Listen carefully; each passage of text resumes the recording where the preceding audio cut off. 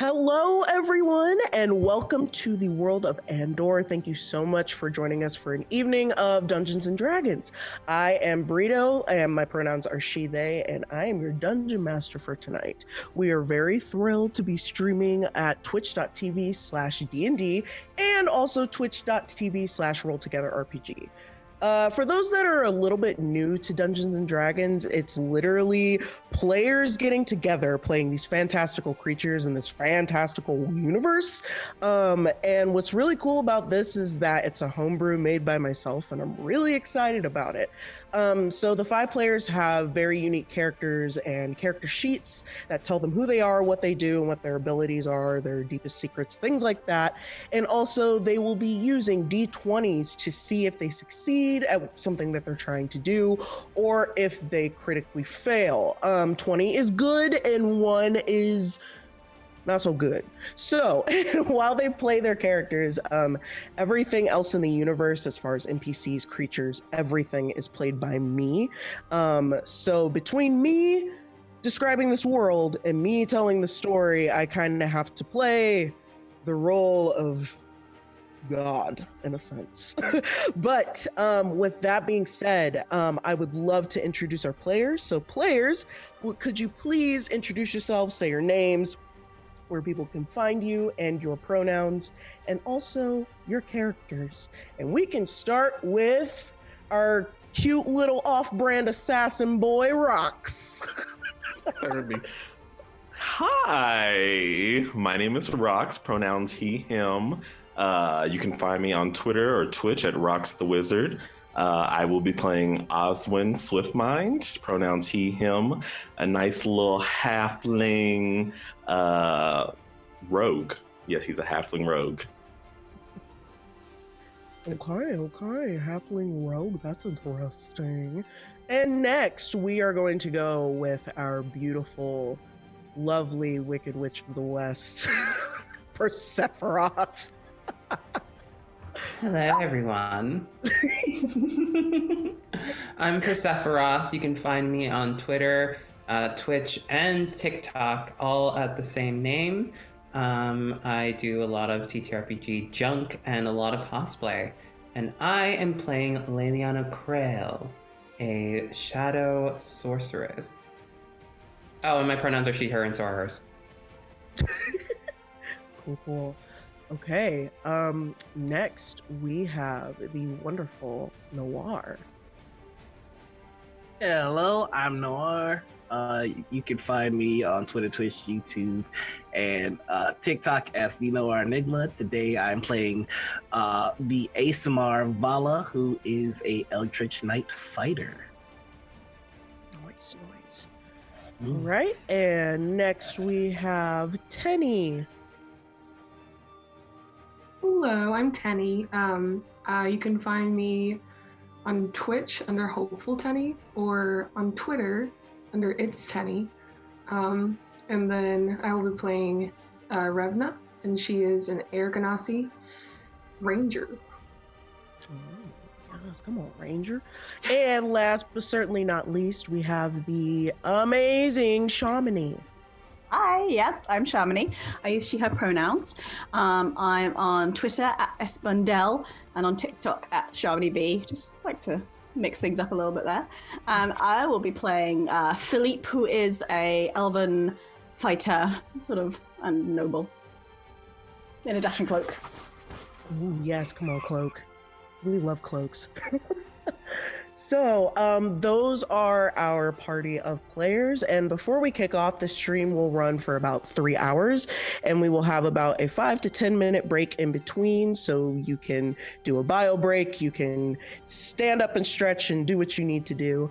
And we are about to mention our wonderful sponsors. We are delighted to be sponsored by Hero Forge, and Hero Forge creates these customizable tabletop miniatures with dozens of fantasy races and thousands of parts to choose from.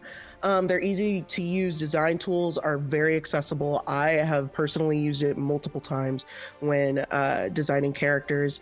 And also now they have a feature where you can put everything in color and a beautiful 3-dimensional rendering for all of your characters in D&D.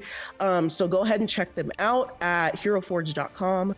We are also sponsored by Ultra Pro, where you can have a tabletop organized with character folios and dice bags. Dice bags are super nice. And Ultra Pro is the leading manufacturer and supplier of sports and gaming collectibles accessories.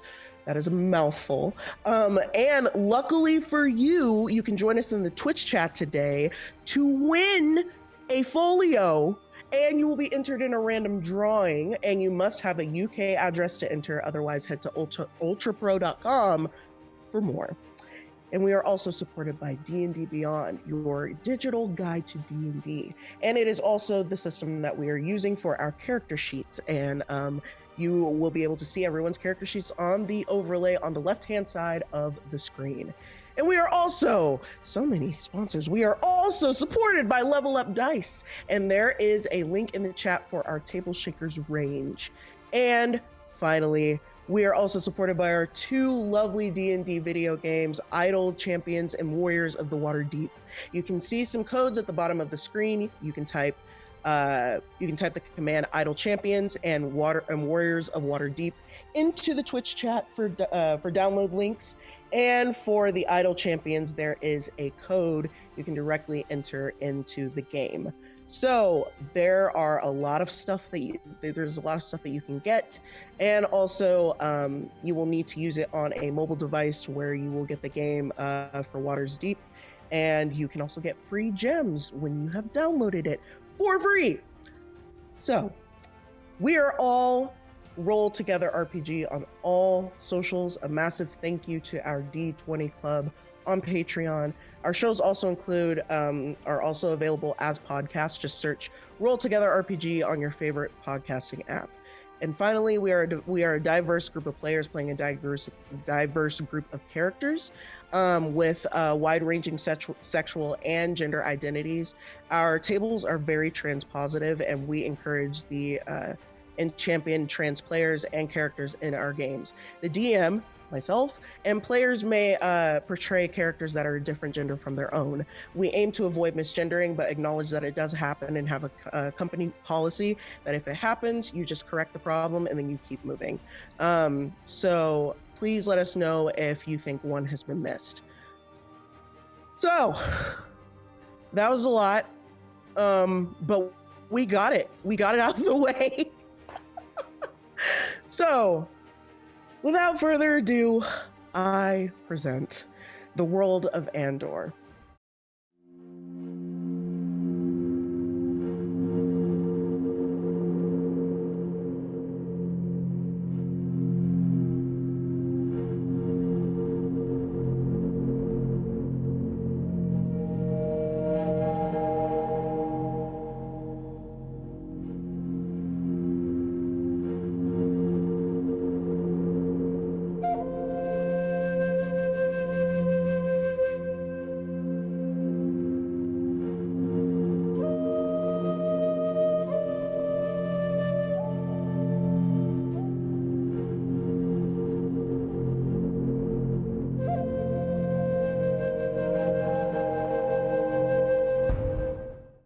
So, we begin within the confines of Andor, a place of diplomacy, of promise, of rebirth.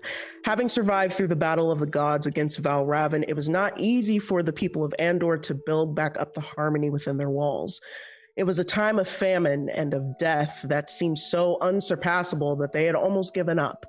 But it was said that the gods had stepped in for their favor to defeat Val Raven. Andor was built back up into its luxurious and lush green fields that spread over its section in the Forgotten Realms. The supple nourishment of the land, the life that was given back to its people, was enough to keep going. And now enter the day that our adventurers come together. Noir, you are in a tavern that is located in Scad, and it's your place to shine. drunkenly so most of the time. And after long days of training in Haller and Agnar, you go there to unwind, and you're enjoying the usual mead that automatically gets set in front of you every single time you walk in. You look around your surroundings and you see a man by the name of Herginger Blurgenschmerg, a highly respected man in Scad. A young boy is staring up at him with wonderment in his eyes, but he doesn't really look like he's a part of the people of Scad. Now, Shamini, every word that Hergen is saying sounds like nothing but grunts and like just this muddled mess. And he's about 8 meads in, but you can't look away from him. He's this giant man that is dark-skinned, and he has these beautiful long dreads that kind of just go down the front of his body. And he's a bit hefty, and he has this beard that probably goes down to his stomach, and he's just... And it's so funny because, like, everyone around him can literally understand every word that he's saying. Even you. It was almost like a fate kind of thing. Your hero, your idol, is standing in front of you, and this was the only chance you had to see him. So you left the mundane walls of Agnar, and this is also your chance to shine, to prove yourself worthy, but at the same time, you keep getting distracted by the piercing eyes of a breathtaking elf that is sitting in the corner of the tavern. For Sephiroth, you stare at the brutes that you are oh so familiar with, and you can't help but feel a sense of home. And despite their drunken madness, you don't mind the stupor, nor do you mind the bustle of the tavern this late at night. It's your home, and these are your people. And as you raise your glass to your lips, your eyes catch the likes of an ethereal-looking being just as peaceful as you are to the crowd of Vikings in the middle. Tenny, for days you couldn't sleep, and it was because your dreams were coaxed with a darkness you knew too well. It's unexplained, it's daunting, but you've managed to become accustomed to it. However, the liveliness of the tavern is something that you're also used to. You see a fighter next to you at the bar, and then you turn back to the liquid that's before you. And suddenly the shape of the water twists and turns before your eyes, creating a frightening image in the cup. A face that's eyes are soulless and a mouth that's agape as if it were screaming. You shut your eyes, you open them, and it's gone. And jumping you out of your thoughts is the sound of the door whipping open from the pouring rain outside, and in steps a halfling. And Rox, you're soaked and shivering to your wee bones, and eyes turn to you as you stumble into the tavern, caught off by the halfling. Caught off guard. Eyes turn to you as you stumble into the tavern, caught off guard by the halfling that comes through the door. But after a brief pause and that awkward silence, the Vikings just give a hoy, and they continue their chants and unintelligible chatter. It almost makes you laugh a bit, and you make your way over to a table that's open. And suddenly you feel it in your palm. You all do. A piece of parchment with the words on it. Help wanted. Persons proficient in magic, thievery, or the like needed for a rescue. Report to the tavern by nightfall. Reward 2,000 silver coin. To some, 2,000 silver coin is nothing. But to you Vikings, it's enough. So you all are sitting there and looking at the parchment, and you're like, maybe I just want to spice up my life a little bit. And then suddenly, the bartender calls out, "Oi! Do any of you have notices with the words?" And he literally screams, word for word, what's on the poster. Do I have anyone with the parchment? You five? Come here. And he motions you over to the bar. So there's 1, 2, 3, 4, 5. Okay. I didn't expect for it to be so many. So I have instructions to kind of direct all of you to the docks that are like about a couple of minutes away from here. There you will find Cal, and he'll let you know what to do. I'm just kind of the middleman, and I'm just letting you know where to go. Do you have any questions at all? Do you have any idea what we're meant to do? I know as Besides much a as you rescue. do and what's on the poster. It's a I rescue see. mission. Why us five? Well, you were the ones that were brave enough to take the posters off the walls. Take the posters? Were you given the poster? Sure. Now, was that to be 2,000 gold each, or was that 2,000 gold as a group? It's silver. Oh, silver, sorry. That is something that you're gonna have to take up with Cal. I'm not sure. As you can see, if you can, read the poster, it just says 2,000 silver coin. And who is this Cal? No clue. Well, this bodes well. Sounds quite exciting, though. Who are we supposed to trust here? I Well- mean, Andor's a pretty peaceful place. I mean, you can either choose to trust or you don't. I think it's more of a, is this curious enough to satisfy you to go, more than anything else? Seems the young one's into the idea. Sometimes adventure comes calling you, and you've just gotta go along for the ride and see where life takes you. How old are you? I'm 30. You're 30. Oh, you precious thing. Why are you here? Are you even allowed in this bar? 30's old. 30's really old. He's not 30. I'm seeking my fortune, and I'm going to be a hero, like Hergen Blurgensmug. The qualifications ask for nothing of heroes, and it did say something in the way of magic and thievery, so at least one of you is a thief. No, I that's mean, look at where you're at, Vala. I've heard of you around. Well, it is good to know that my reputation is making its way across. Huh? I didn't say it was good. Are you? I never said I cared. Are you all heroes? I do like you. Hero is a broad term. I am a skilled knight, if that makes you any enough. Do you mean, do we difference. commit acts of violence for glory and money? Yeah. Oh, in that case, Sure. I'm a hero. And if you all would like, you can go ahead and describe yourselves. Sephi, what do you look like to everyone else? So I am an elven sorceress in a very stereotypical manner. So Liliana has a very bony, angular face, long silver hair, wears dark velvet robes, no decoration on them whatsoever, but definitely expensive, definitely lush. And she has very sharp eyes that stare to and fro in the room like she's expecting something to happen. And she's gripping that paper extremely tight, and her spell focus, this little arcane bracelet, is tightly wound against her palm.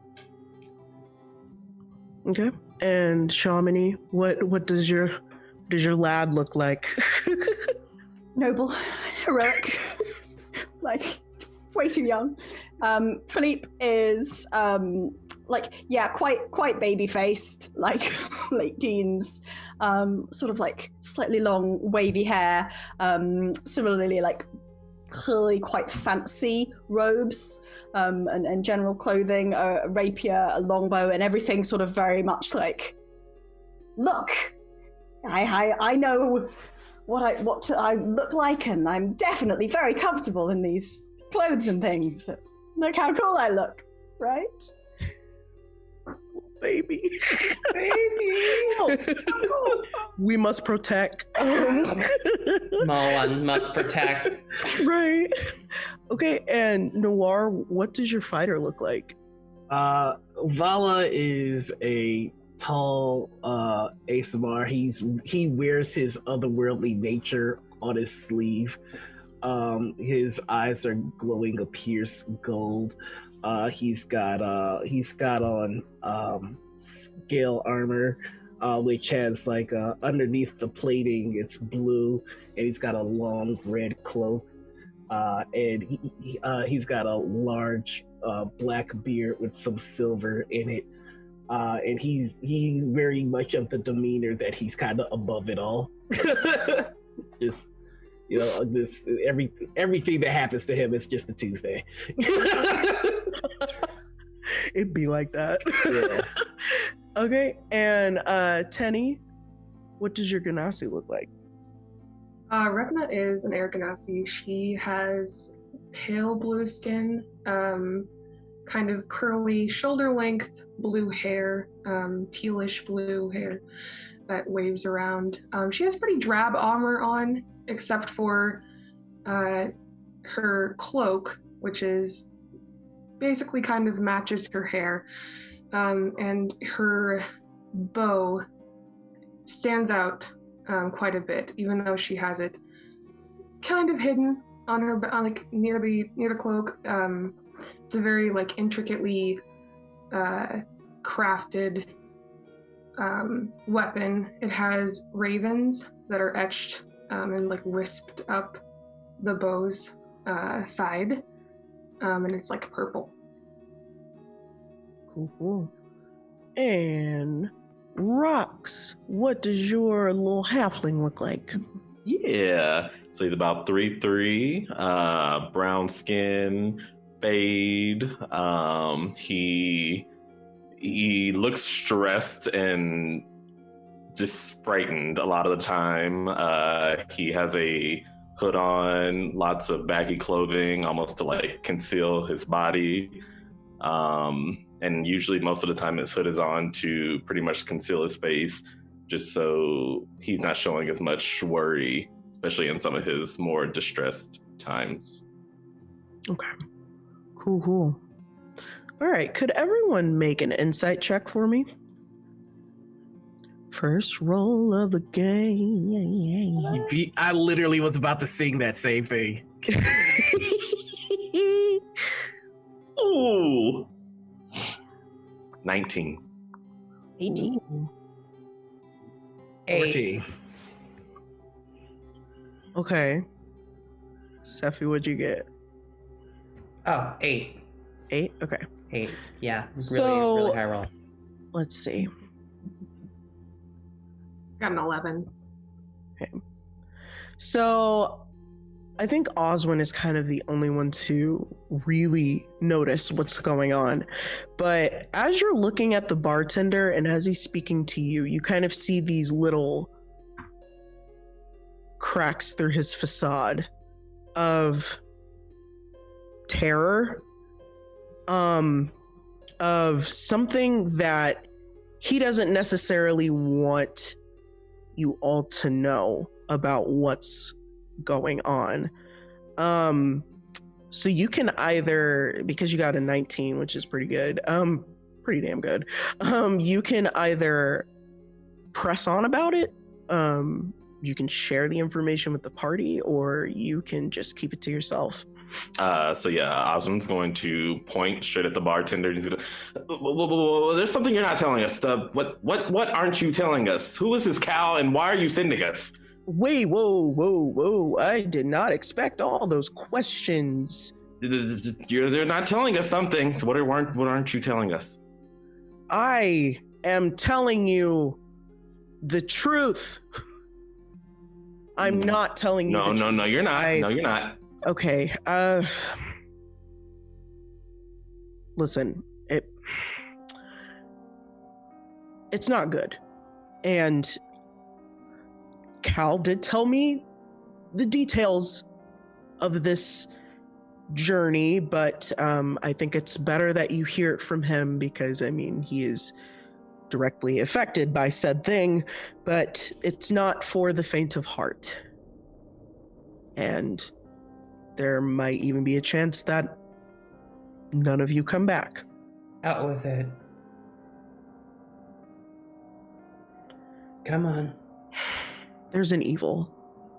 A sort of evil off the shores of Andor that is starting to affect people around here. Again, it's something that you'll have to ask Cal about. He knows more about it than I do, and I swear on that. And why are we going to go fight the evil? I don't understand. I think we need to go question. I think the price is a little low for all of that, don't you think? So Cal will be able to give you more details. And that's my word. I promise. I don't know anything else. Well, I'm not faint of heart, so I shall certainly be striking forth bravely. Great. You're very young to be so eager to die, you know. And he sort of looks like slightly concerned, like, really? No, probably not really. Fine. Ragna's gonna stand up and just walk out towards Cal, like silently. Oh, we're going? Yes, like that. Philippe is going to try and swish his cloak and follow you. I feel like Vala gets hit with the cloak. And so, Philippe, as you're walking out of the door, Yeah. Herginger Blurgenschmerg, he stops his chanting and he hops off the table and he's like, "Oh," and in Viking, that is, "Come here." I go straight over. He puts a massive hand on your shoulder and he slams it down and it's like Ooh.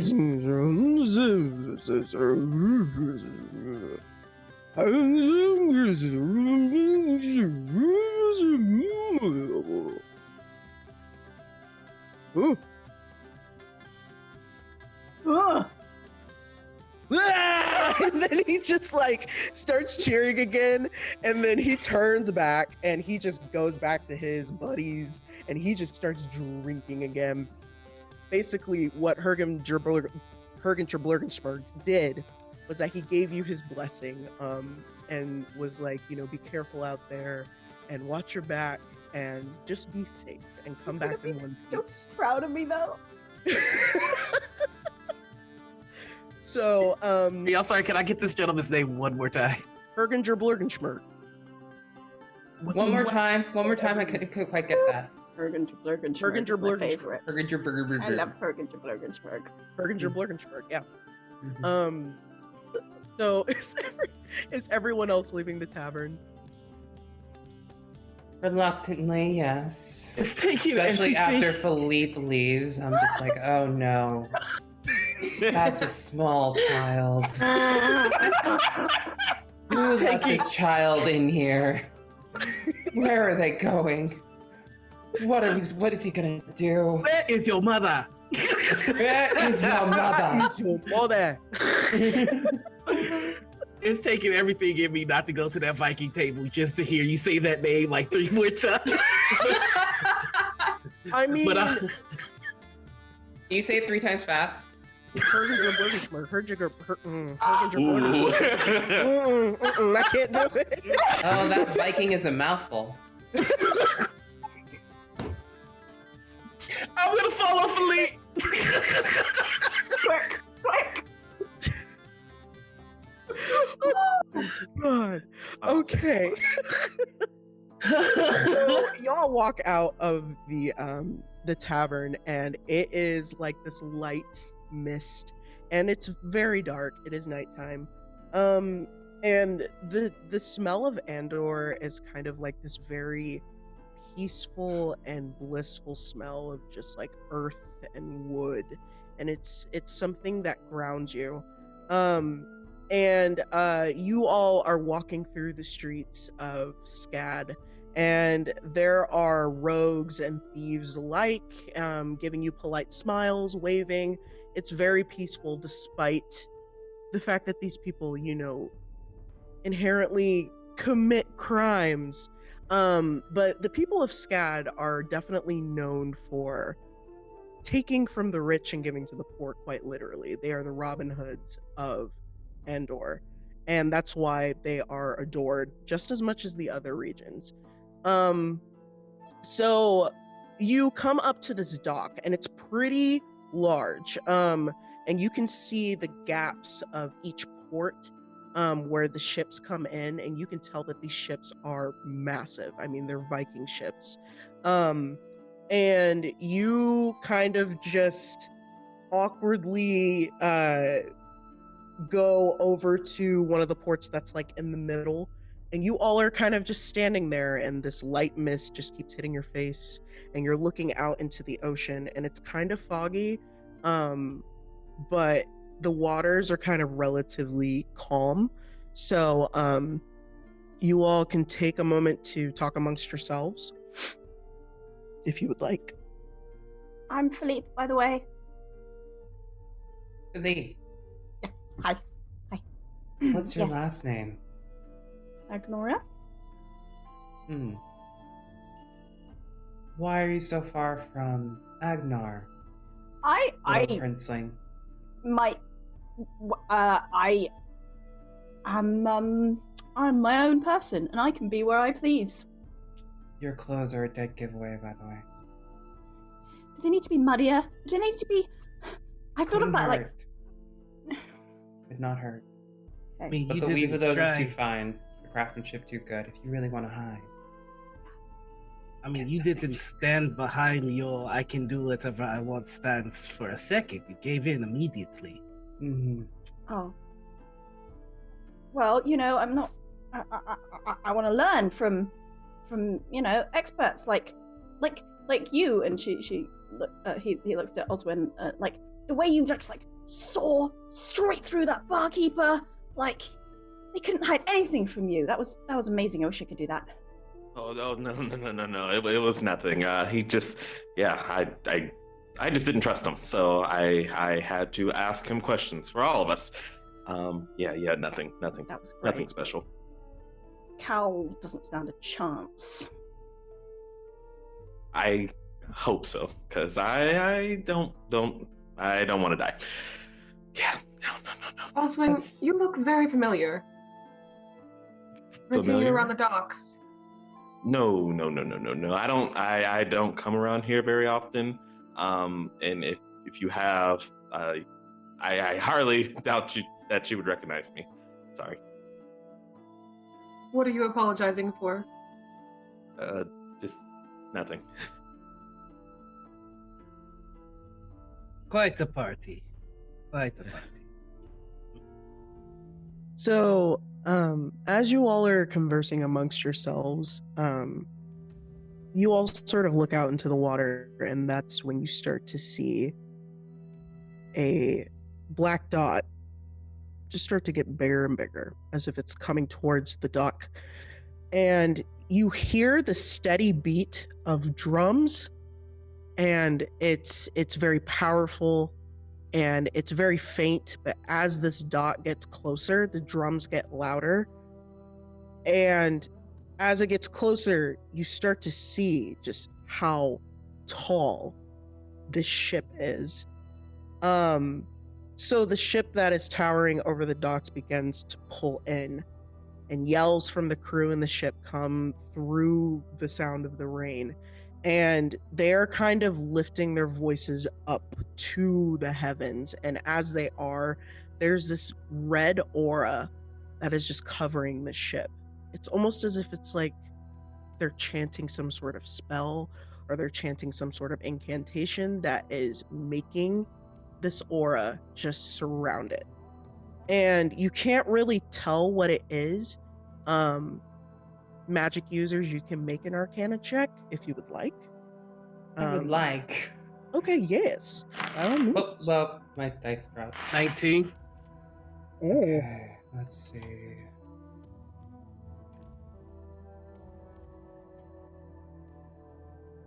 Wait, who said 19?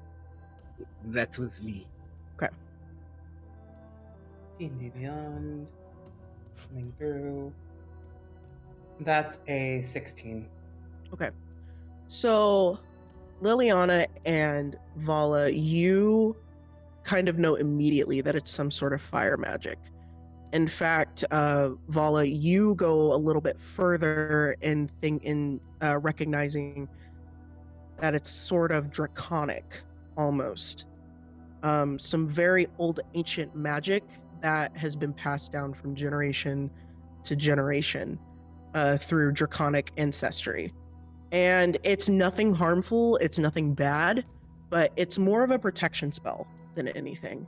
And it's used to infuse comfort and to infuse stability.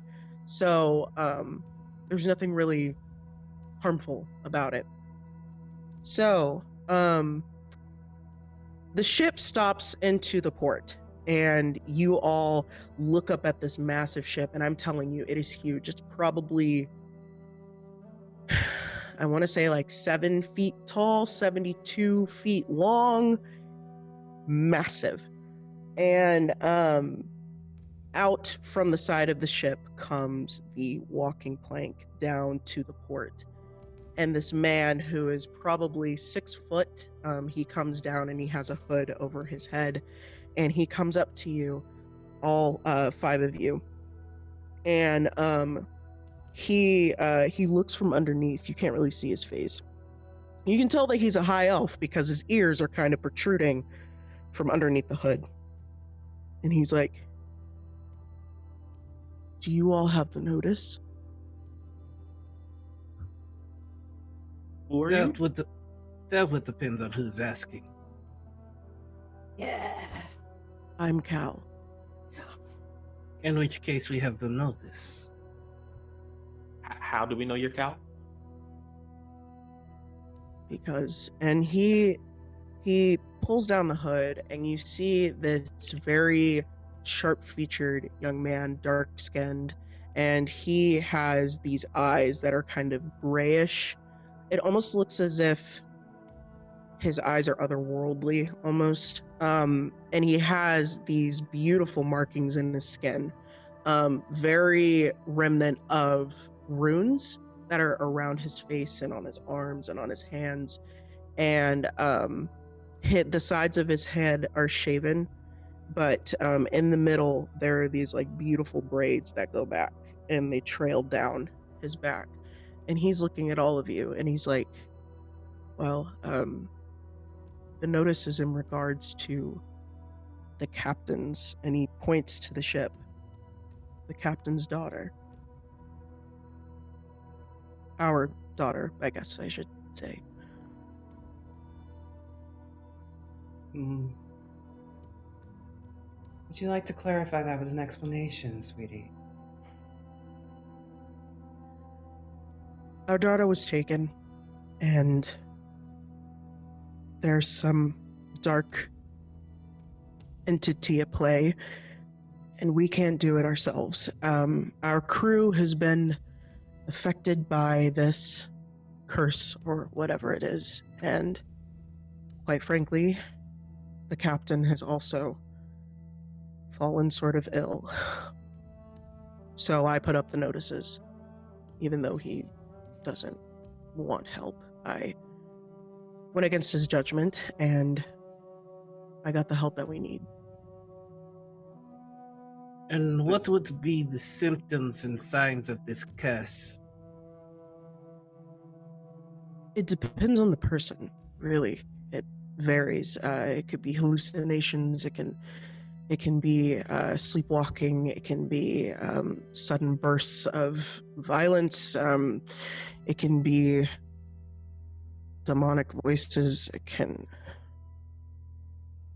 just a lot of things.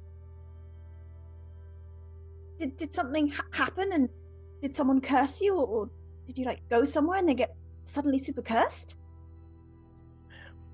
Listen, let's get out of the rain, and I can explain everything. That is, if all of you agreed to come with me. I just have one question that cannot wait. Yes. Is it 2,000 silver per person or as a group? Whatever you need. Okay, we can let's get get more? out of the rain. Vala has priorities. So Cal leads all of you down the port and up onto the ship. And you see all of these crew members kind of just doing various things on the ship, making sure that supplies are okay in the rain. Some people are checking the sails. Others are pulling ropes and anchors from the ship and placing just all kinds of things. And he takes you down to the lower deck underneath, and it's very warm, and there are torches variously scattered all throughout the ship. And it's actually almost like their own home is underneath. There are multiple beds. There's the captain's cabin at the other end, and there are some chairs that you can sit on. There's obviously some barrels of food and water and things like that. So he leads you over to some chairs that are kind of scattered in a corner, and you all sit down. And he sits across from all of you, and he kind of takes a minute, and he's rubbing his knees. Okay. You can ask any questions you'd like. I can try to be as clear as possible. So who are we facing, and how do these people get cursed exactly? Have you ever heard of the god Valravan? Can I get a refresher course? You all can make history checks if you'd like. 5. I was not paying attention in history All right, class. let's go. This dice is banished. 24. Banished. Hey. Deep. Okay. Vala, smart boy. It's not even worth mentioning. It's not. not even worth mentioning. So it looks like Revna, you got a 19, and Vala, you got a 24. Yep. And Philippe, what did you get? 5. Oh. Oh, baby. So Revna and Vala, you all have heard the stories of Valravan and kind of the evil that surrounds this god and this entity. It takes form in clusters of ravens that shapeshift into different things, and it has been rumored to feed off the blood of children. It has been rumored to murder people and eat their bodies afterwards, and it just a lot of very horrific things that you have heard about Valravan. However, Revna, you know a tiny subsection of SCAD that are kind of followers of Valravan. So, especially with your fixation on ravens, so that's all you know about Valravan. Valravan is not a god to be trifled with. That's for sure. Basic evil children killing body eating evil deity. I'm sorry. Can you repeat Liliana that? immediately looks at Philippe. Are you sure you wish to come? I'm not scared of anything, even gods. That eat children. Even children. I'm old. Just to remind you. Quick Well, I clarification. may not be that old, but I look like a child. So if we are backing out now, I would like to be the one to do so. I would not call you a child, for that would be a microaggression. Clarification. Felipe is Elven, right? Yeah. You're 30 and an elf. Is that what you're trying to say? Yeah. Should have picked a bigger number. Yeah. How old are you actually, little one? I don't see why it matters. I'm making my own way in the world here, and I don't need anyone's approval or anyone to look after me or anything. If you're all too scared, I'll face the creature alone and rescue everyone, and Hagen Blurgensmurg will make me his apprentice, and I'll be the biggest hero in the whole region. Felipe the Viking, I would love to see it. I'd be a great Viking. Liliana just has a look on her face like, oh no, this child's gonna die. This is not okay. This is not happening. This is not happening. Not on my watch. Must protect baby. I'm sure that you are very brave, and I'm sure that you are very capable.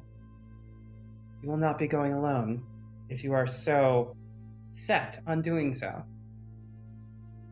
Okay, good, because that would be really hard. Yeah, that's one way of putting it. So we're all gonna go, right? Right? Lucky for you, I don't think he's after any other children at this point. So you should be good. Oh, wonderful news. He's full. Mm-hmm. Cal, you said that when someone is cursed, they have hallucinations? Yes. Hallucinations of what? Sometimes they don't tell me, but I would assume probably Valravan. Some have told me faces appear, others have told me that ravens appear. It just darkness. She's gonna adjust to to hide that bow a little bit more under that bow. Just a little bit. So what you're asking is for us to take on a god to save your child. Is that the gist of it? Yes. That's a mighty high ask. We're definitely going to need to negotiate the price. That's fine. I'm less concerned about the price and more concerned about the actual doing of it. Do you have any idea where your child is?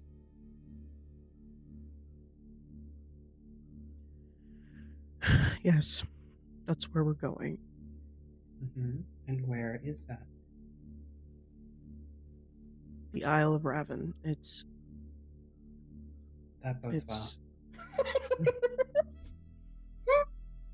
DM hat for a second. Literally, I was like, this is an original ass name. Yeah.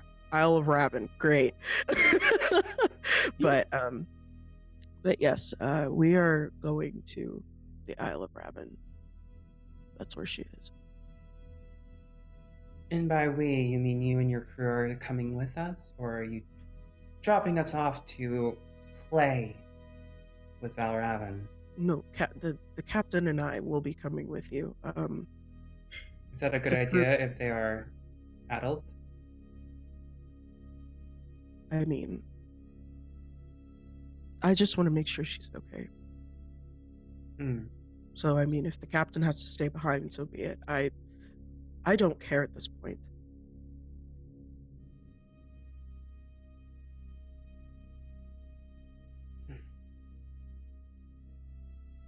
Well then, I suppose I'm on board for whatever foolishness this errand is. Clearly I have difficulty leaving children behind. Looks at Philippe.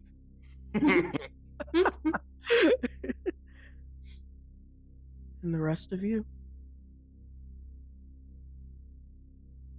So about that price. What would you like? If we turn that gold into silver, we can talk. You mean the opposite, Vala? we turn the silver into gold, we can talk. Thank you. I'm very drunk. We just came from the tavern. It's okay. Oh, so we're going to the Isle of Raven to face some ill-begotten deity with an actual child, a drunkard.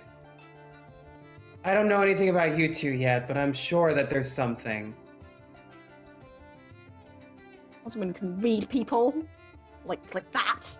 Osmond, can we trust Cal? Y'all can do an insight check. Osmond's just. Try not to have like a mini heart attack. I mean, I don't need to do an insight check. I need to see the money. So I need approval before I can do anything. Need a down payment on this errand before. That's exactly where I'm going. So of course it's half up front and then half upon the return of your lost child, correct? And he is not talking about his antics after his drunken tavern brawls either. I don't have tavern balls. From the front and the back is what I do here. A brawl would entail that someone would have a chance against me in any tavern that I go to, and they do not. So would you like half now, and then? Yes, I will take my 1,000 gold now, please. I will also take mine. Oh, you can't put a price on an innocent life, though. Like the heroic We thing just to do. did. Yeah. I would If say Felipe that- does not want their down payment, I will gladly take it. I will also take it too. I would say the first half doesn't matter much if we don't survive. It's incentive to do a job well done. We may need to. Hey, we purchase all have to tools. survive out here, whether we're taken by demon spawn gods or not. Can we not have that happen though? Is there any reassurance that we'll come back alive? No. How many of these jobs have you done, Oswin? I haven't done anything like this. I have done my fair share of beef work, I guess, but nothing bad.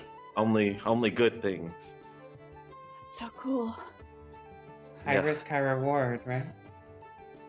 I will do it because I want you to get your daughter back, and I would like to spread the money that I get to the people who need it, but I need some sort of reassurance that we won't just go out there to die.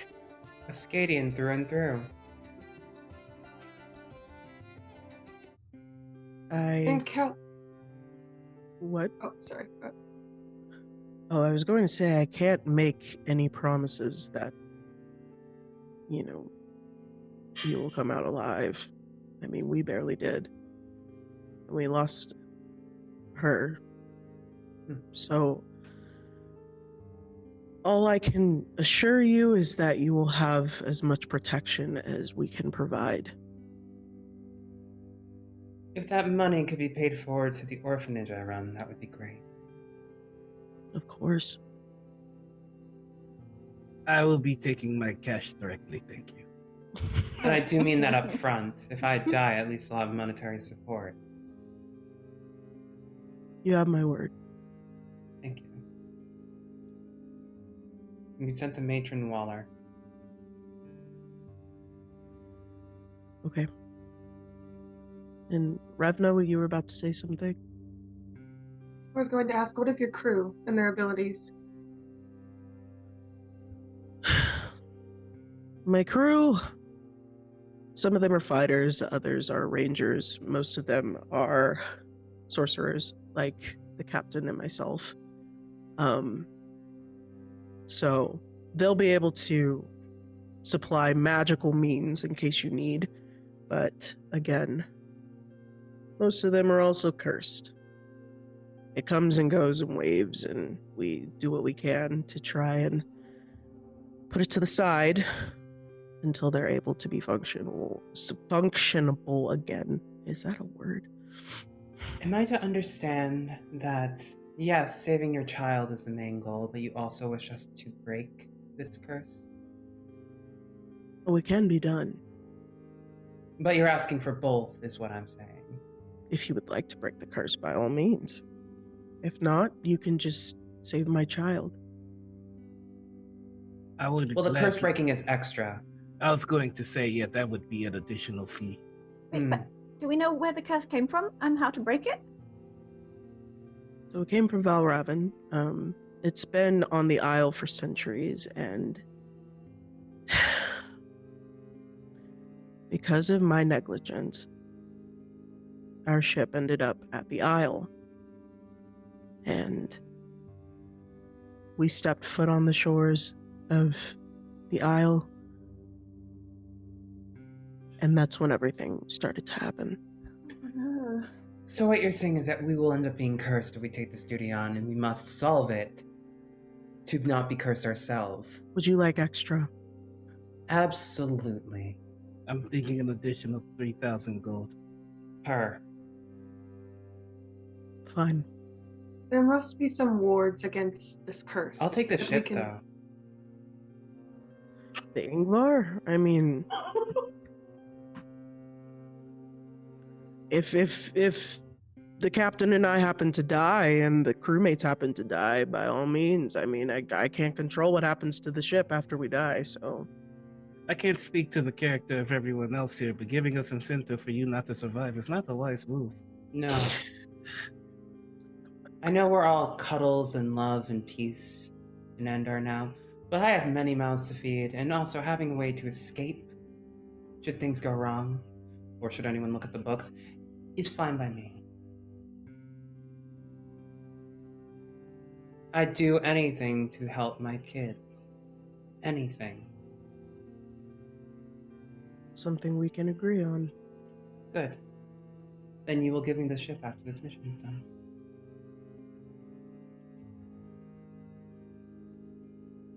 Maybe. Oh no, I need a guarantee of that. You'll have to ask Magnus. Your partner? Yes. Well, far be it from me to ask something of a person when they're addled by disease or otherwise. We'll have to negotiate. And here I thought I was the shrewd negotiator. The ship or no dice? Obviously, you can stay on board, but you will work for me if you do so. Fine. Good. I'm glad that we can agree. First mate. Does anyone else have any demands? No, but I would like us all to be clear that should any of us die, we split that person's purse evenly. Yes. Is that all you think about? I thought we weren't going to die. I hope so. There's always a risk, you know, with any type of thing we do. I'd just like to have my T's crossed, I's dotted. You understand? There is to be honor in voyages like this, but I see it's dwindling by the second. Well, the only thing angelic about me is my bloodline. I just want to make sure that we all understand. Honor means nothing if it does not provide for hungry mouths. Your honor means nothing to you. To your kin. What kin? I have my children, and that's it. And regardless of whatever the government wants us to believe, the peace comes with plenty, but it's unevenly shared in many regards, no matter what the measure of equality is. I just mean that if any... Oh, sorry. No, go ahead. You clearly have something to say to me. If anyone dies in this voyage, It's a sacrifice, but it's a sacrifice we should note. The money should go to their families, to their next of kin, whoever. But we should approach that when it comes to it. We won't die, Oswin. Don't worry. Good. I will say this now. If a single coin of my share after my death goes to any of my remaining blood relatives, I will haunt whoever made that decision for the rest of their days. And I am a spiteful, petty thing. To your children at the orphanage. That's what's important to you. Yes. When I mean kin, I don't mean by blood. Good. I can't help but notice that. Is anyone here capable of healing? That's I adorable. didn't think so. Oh. Oh, you are. Then you will be most helpful. Oh gosh. We should probably go to the island before anyone's blood gets sucked out. Well, it's going to take about a half a day to get there. On the way, everyone can drop contracts for their financial demands, which I'm sure would be very heroic. I think you mean last wills and testaments, eh? We'll be fine, Oswin. We'll be fine. Are there any wards? Will? It's just paperwork. It's paperwork. Don't worry about it. Oh, dear. Revna, what did you say? Are there any wards known that could stifle the chance for the curse?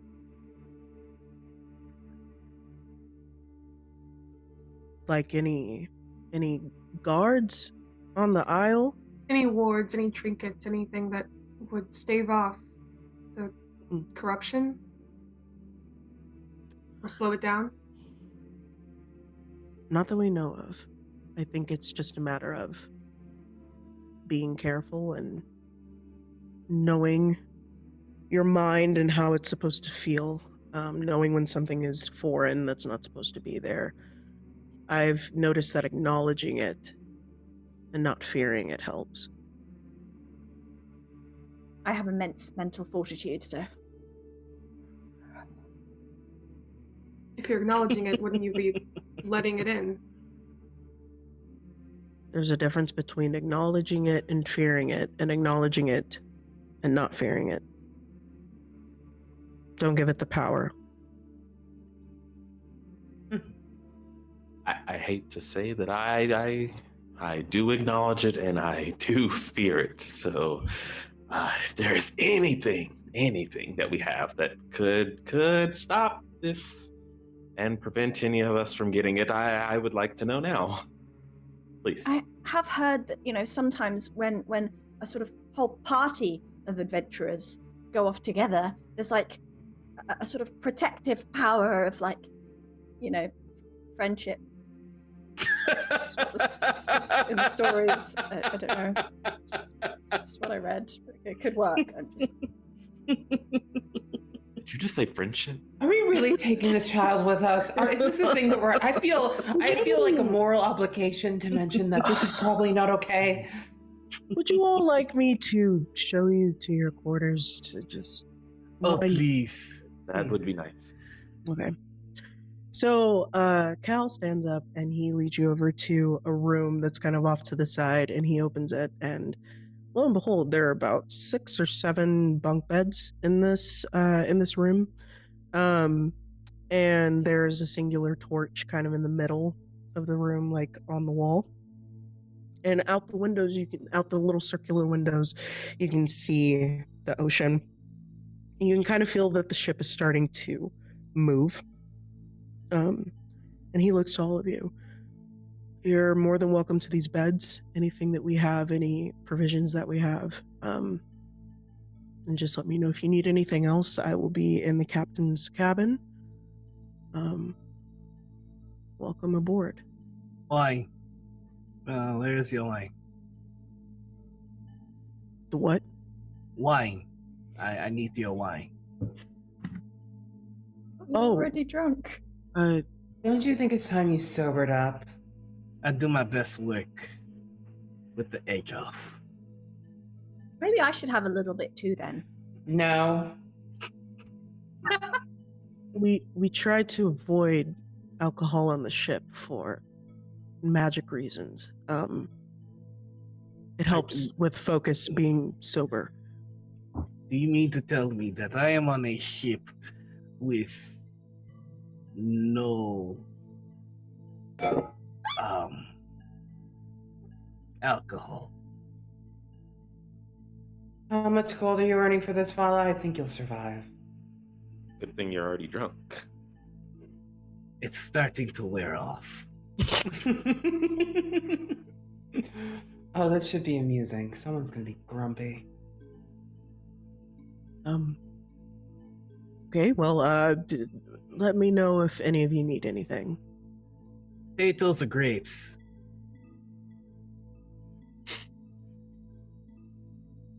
Do you have any? Are you going to try and make wine? You know fermentation takes time, right? I have plenty of spells that I have used for just such an occasion.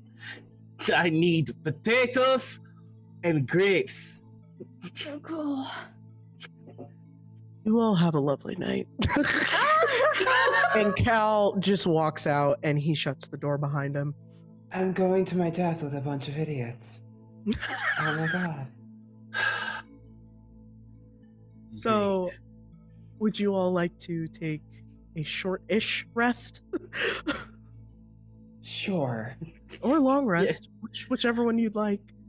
A night? Is it nighttime? Is it bedtime?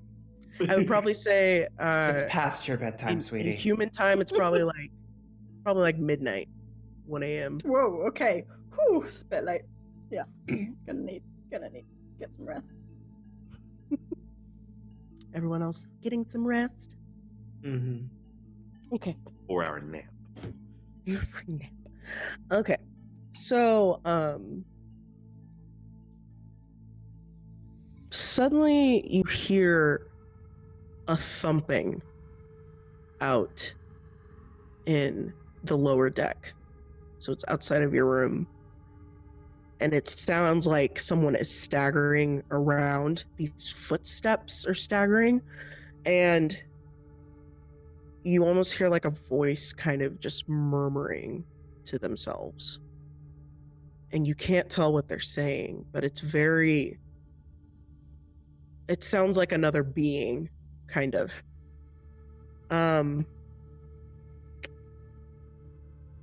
So, could everyone make just a flat D20 roll for me? Suck. Jeez. Natural one. 8. Well. I know. All of my d20s are cursed. Vanished to the ether. Banished all of Tenny, them. what'd you say you got? I rolled 18. I rolled a 19. Dang. 18, 19, okay. Tenny and Noir, they got these dice today. Dang. I'm lucky in life, not lucky with dice. Literally. So That's a shirt right there. right. So Revna and Vala, you both startle awake to the sound of this. And Vala, you hear this stumbling just coming closer and closer and closer, and it stops at the door. You see this eerie kind of orange illuminate underneath the door, and you see these two silhouettes of feet standing there. And then suddenly you just hear this scratching on the door. I immediately start to don my armor, which is like How a long noise. is that gonna take? It's a noisy process, but he doesn't care. It is just the whole time he's doing. It's like, thank God, I could use some fucking violence on a goddamn ship that doesn't have any fucking wine.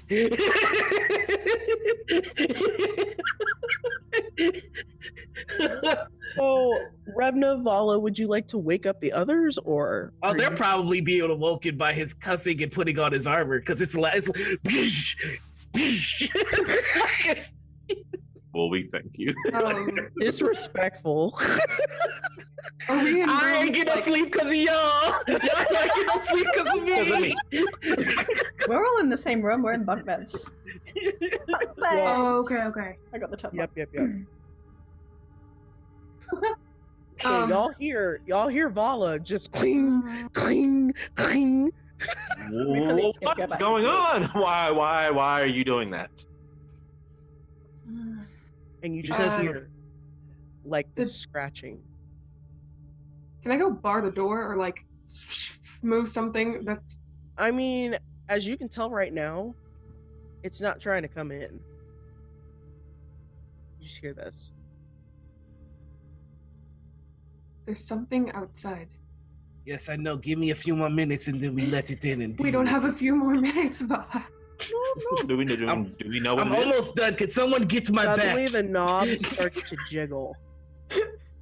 And it's just rattling. Like it's almost like struggling to turn it, but it's just rattling. And pretty soon the entire door just starts to rattle and shake out of its frame.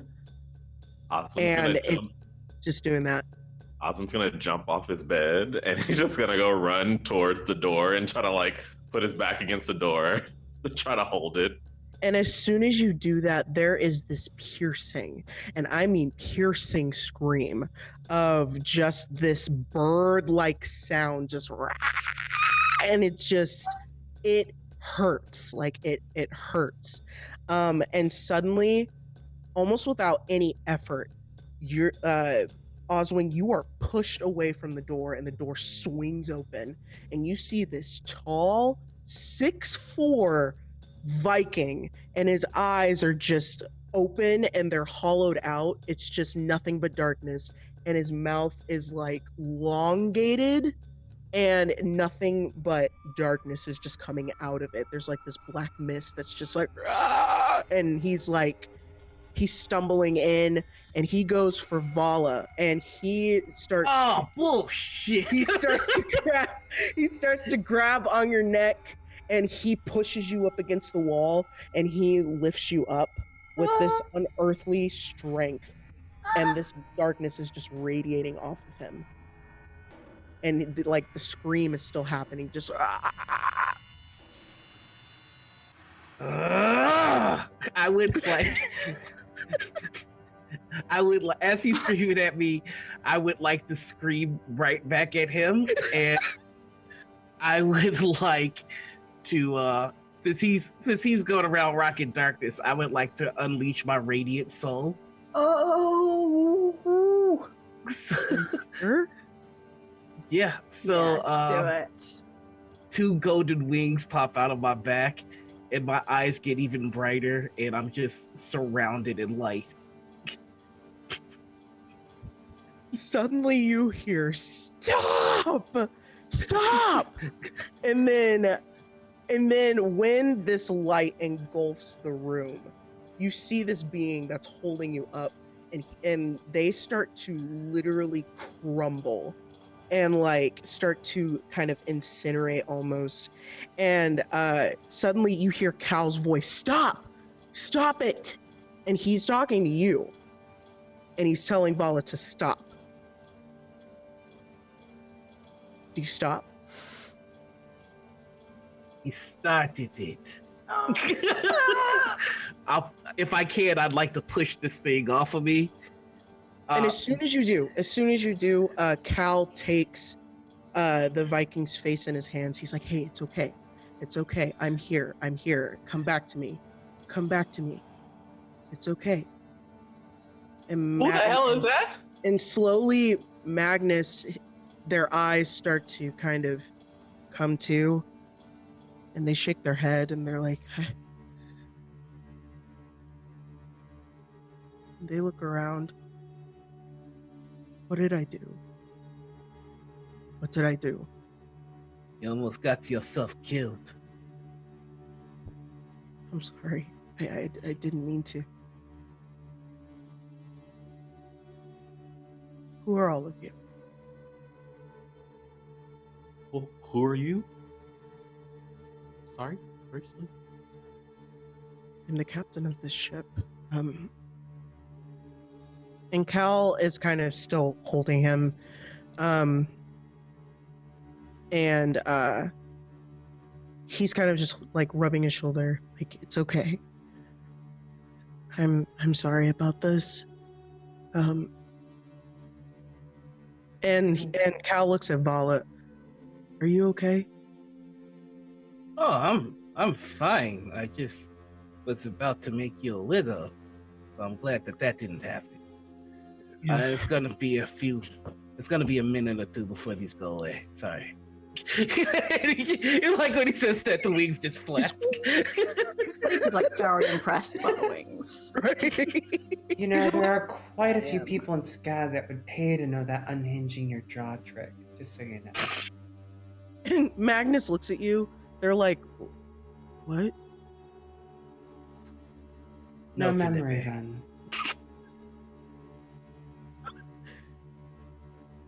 So who are all of you? We're just a bunch of circus clowns, actually. Boo. I'm not a clown. I'm a hero. Oh, you're a clown, Wait. alright. Anyway. So do things like this happen often? Should we be prepared for this? Yeah, probably. This is something you could have mentioned. That would have been nice. How long ago did the curse settle within you? And would someone finish the straps on my back? I Oh, wasn't able sorry. to get all Yeah, of them. I'll get Thank to- you. So Magnus, he kind of does like one of these to Cal, and Cal kind of just gives him like a quick hug, and then he walks out of the room, and Magnus just like sits on the bed.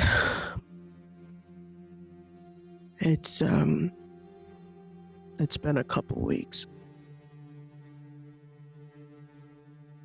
So this And- man You say if something lasts more than 4 hours, you should get it checked out by a healer. I've been too stubborn for healers, and Well, that's certainly working out for you. yeah. You almost got turned into paste. Or we almost needed the healer. Yeah. My apologies. Truly. I'm sorry. No problem. You wouldn't Or at happen least- to know. Oh, sorry. Go ahead. I was gonna say, no problem. I know that Vala was the one that was, attacked. But I'm sure gold speaks enough to him. Or if you happen to know of any sort of wine or meat that your partner does not know of on the ship. That would be good. Wine or mead? Yes. Why? It helps to keep out the voice. The voice. Do you mean Yes. your thoughts? No. Maybe I'm not the one that needs help. No, it is a condition that many of my kin unfortunately have. The wings come with a responsibility that I would much rather ignore, if you understand. So should we be trusting you I haven't killed you yet. yet? Let me guess, as long as you get paid, everything's fine. Pretty much, yes. Magnus, was it? Yes. Do you know any liquor on the ship? No, we don't have any liquor on the ship. That's sad because I really don't want to listen to Vala whine this entire trip. It's bad enough And- that we're going to face certain death, a couple of curses, and a really, really, really, really probably disgusting deity. But now we have to listen to whining on top of it. If I've got to listen to Tadriel, you all have to listen to me. That's the deal. Should have gotten earplugs. Who thinks that the Magnus, ship you does should not have sleep. wine? What did you say? You should sleep. All right. Unless anyone This else was- has any questions. You don't need to worry, Magnus, because we're going to defeat the evil, and Is that why? Wait. Is that why you're here? Oh wait, no, we're just tourists. Did Here Cal, to defeat the evil. did And Cal not send get for all of you? Well, we see why now. Unfortunately, if you're being stubborn about it, you can't see what happens to you when the curse is affecting you. I can't blame Cal for seeking out help. Perhaps you should sleep, and in doing so, sleep off that stubborn attitude that's keeping you from your daughter. Have I made myself clear?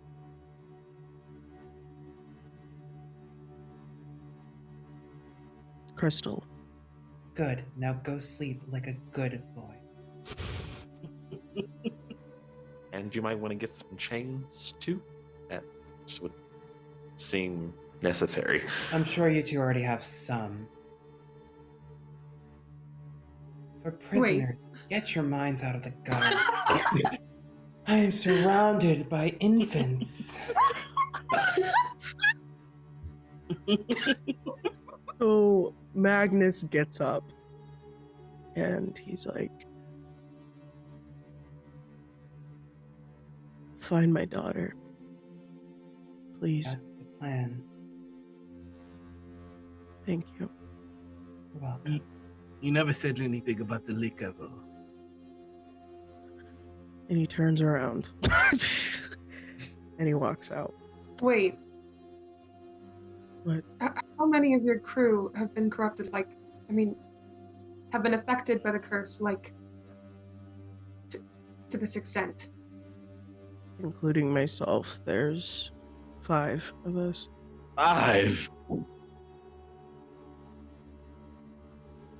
Don't I mean, let this yourself, one- Oswin.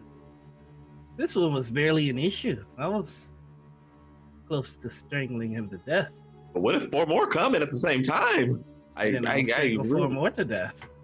It looked rather like you were going to have a long and very strange makeout session. But that's just from observation.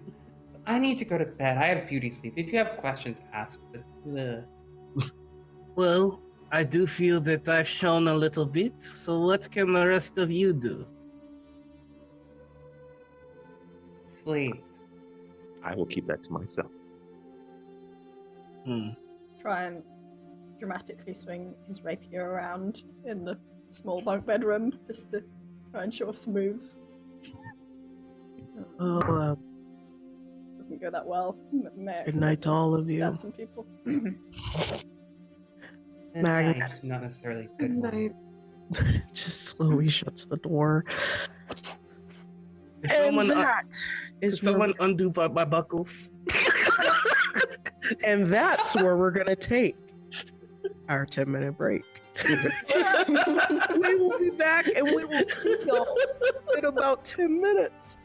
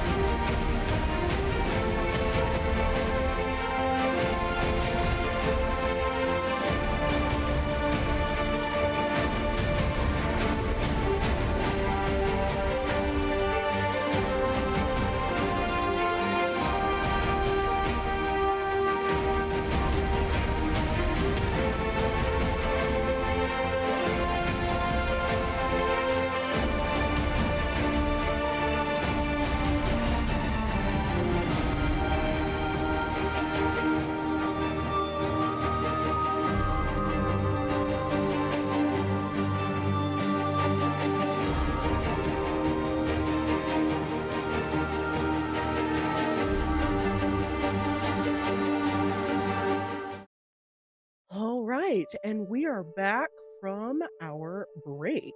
And right before our break, our adventurers decided to go ahead and take a little rest on the Ingvar, having after met Cal and Magnus, who are the owners of this ship.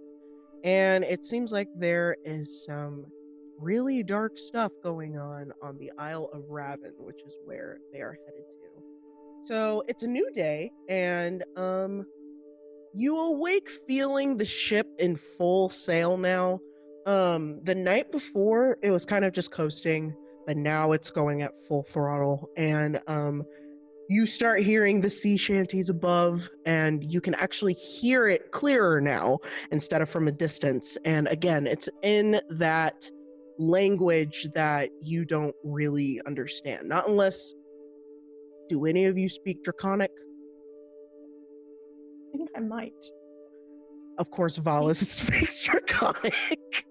Hey, So- they have the best drinks. The thing is, Philippe wanted to be a hero, and so he like studied languages that he might get to like talk to a dragon in Ooh, while okay. fighting it. so I'm that just they can- imagining this like the scene in Finding Nemo where Dory speaks whale. Oh, basically, that's basically what it is. So the songs that they're singing, they're more like incantations, like Vala, you probably picked up from your insight check. And they're mostly talking about these beings called the Guardians, and you don't really know the context of it, but they're just saying protect the ship and protect our people and protect our magic, protect ourselves, and it's kind of repeating. And so you look outside and you can see the faint aura that y'all saw when the ship was pulling into the dock. So you all are finally waking up. You're kind of tired, you're a little drowsy, which is very strange because, you know, when you were awake last night, like you felt energized, you felt ready to go. But now you kind of feel this heaviness on your chests. And it wasn't there before. But it's nothing that's like debilitating or nothing that's, you know, too noticeable, but it's just like a off feeling. So you all wake up and you see each other. Does this place at least have fucking coffee? oh, I hope so. Can you even exist without any substances, Vala? Yes, but it's a dreadful experience. Perhaps you should take a page out of my book. I exist purely on spite.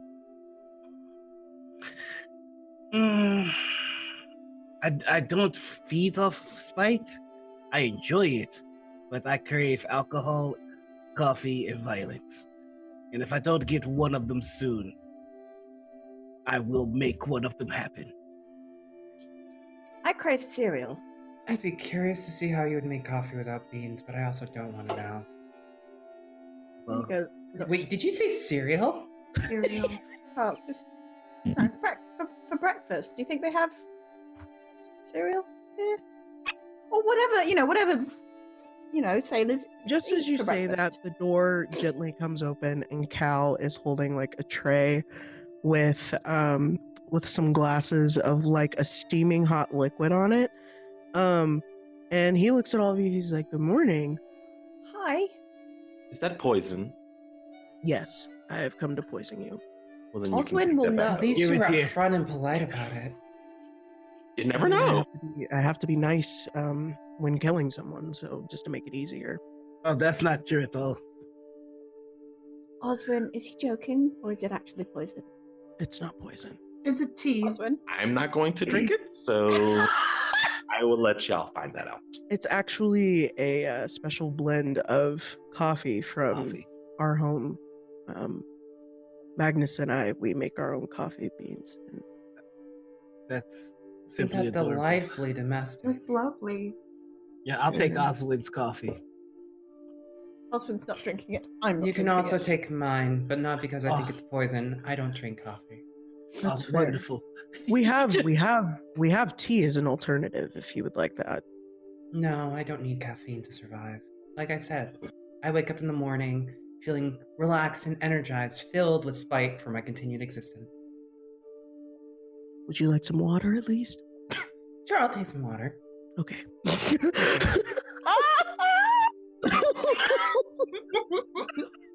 So Cal holds out the tray, and who takes the coffee? I take 3 of them. I take 2. Take 2, put it into a container. Just this is a sailor's life. This is what I'm used to. Just You know what goes great with coffee is Bloodshed? potatoes or grapes. I'm gonna go get that water for you. Thank you so much. And he goes back out. I was You so never bored know. there. Perhaps there will be some vineyards on this island devoted to Raven, was it? Revan? Raven. Raven. You know what? If they're watered by the blood of slain people and children, as long as the wine is good, I don't care. I spend most of my life on a ship. I don't have any vineyards to speak of, unfortunately, but it is quite a dishonor not to have any alcohol on this ship. I will agree. Thank you. Cal comes back in with a singular glass. Here you go.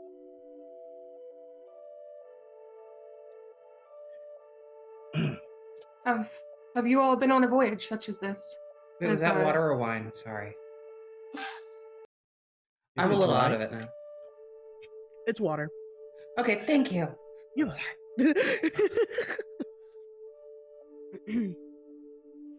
It's all right. What? Who was that? So have you all been on a voyage such as this, as long as this, before? Longer, actually. There was one time where we were sailing for a couple weeks, just to various places.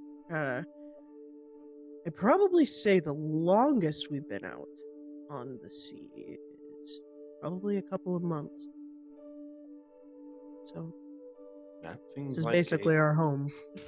long time to be away from home. Yeah, I mean, Andor is peaceful and it's a wonderful place, but we just feel more comforted out on the sea. So that's where we spend most of our time. I understand that. Sometimes your vessel can make the best home. Mm-hmm. Have you traveled, Revna? Have you seen the world? More than I care to admit. You must have done lots of heroic things. Not as much as I care to admit. It's So not. you It's not all heroic.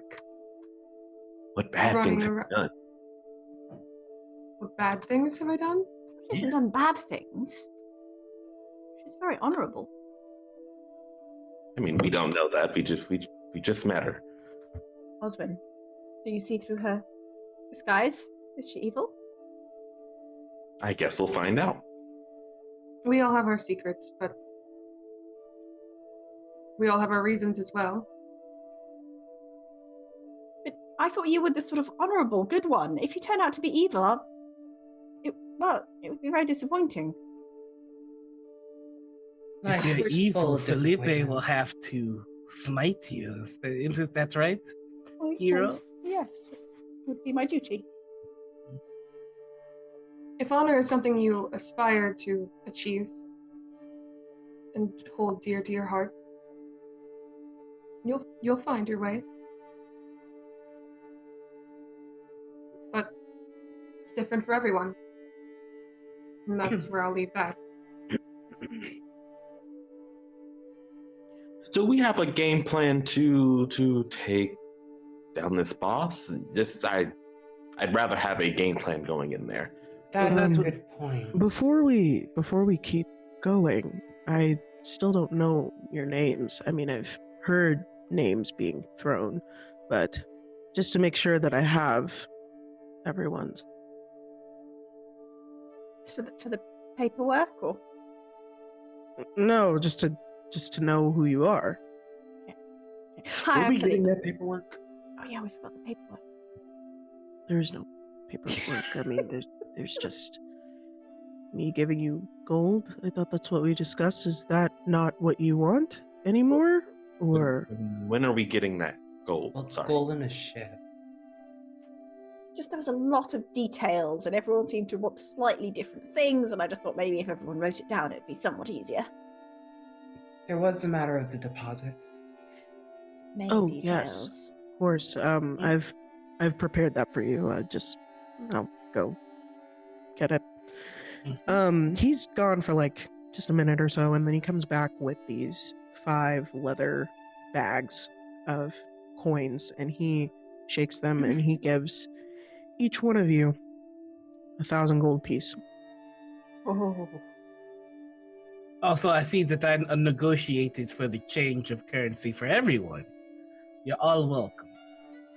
No, that was okay. I wasn't clear on the notice, but that was the original plan. That I just didn't expect to see 5 of you standing on the dock. I thought it was just going to be one person. So that's why. Originally, it was silver, but I see that you've upgraded to gold.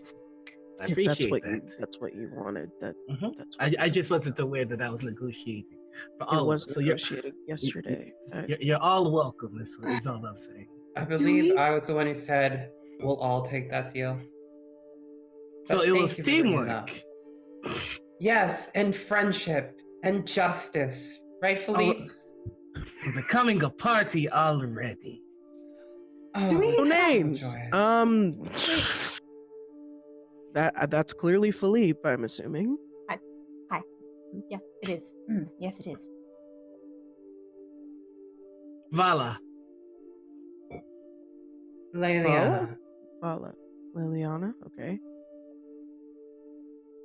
I'm Ravna. Revna. Oswin? And Oswin.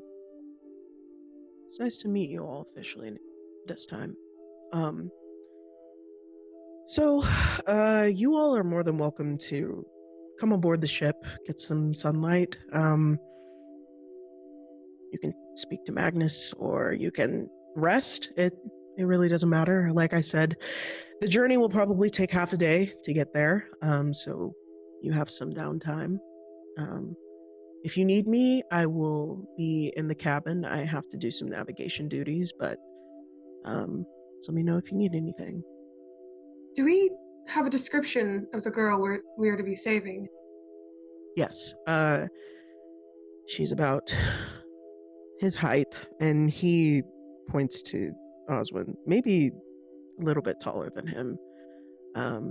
Very thin, dark-skinned. Her hair is in 2 braids, and she's big brown eyes. And she was last seen wearing kind of a leather shirt with some trousers and some boots. And do you know for sure why she was taken? A definitive motive? Why they wanted her? Calliope is a seer. For the longest time, she had visions of Valravan. And it was one of those things where Magnus and I were negligent when it came to hearing her out. Because, she's a child. I feel foolish now, but... As you should, having magical gifts yourself. Is that not true? Yes. Your negligence may have cost your daughter her life. I You are know. aware, correct? Yes. And if we do, in fact, save her, how do you intend to rectify this mistake? That's going to have to be between me and my family. Yes, I feel so wonderful about rescuing a most likely traumatized child to be released into the care of someone who did not provide for her gifts. Listen, I'm not a bad parent. And quite frankly, I don't even know you. You just got here. Mhm. So don't you ever question my ability to parent my child. I will question everything that's placed before me, Someone is and you will putting a never little. stop me. Someone is putting a little bass in their voice. I believe someone is angered by their own ineptitude. I'm aware that I made mistakes, and that's why we're here at this point. Life is harsh, Cal. You should know this as a sailor, peace times or not. If you bring a life into this world, it is your responsibility to care for it.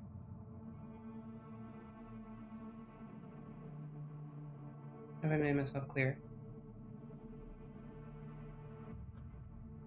You all know where to find me. He turns and he leaves. Wait, one last thing. If I Yes. can.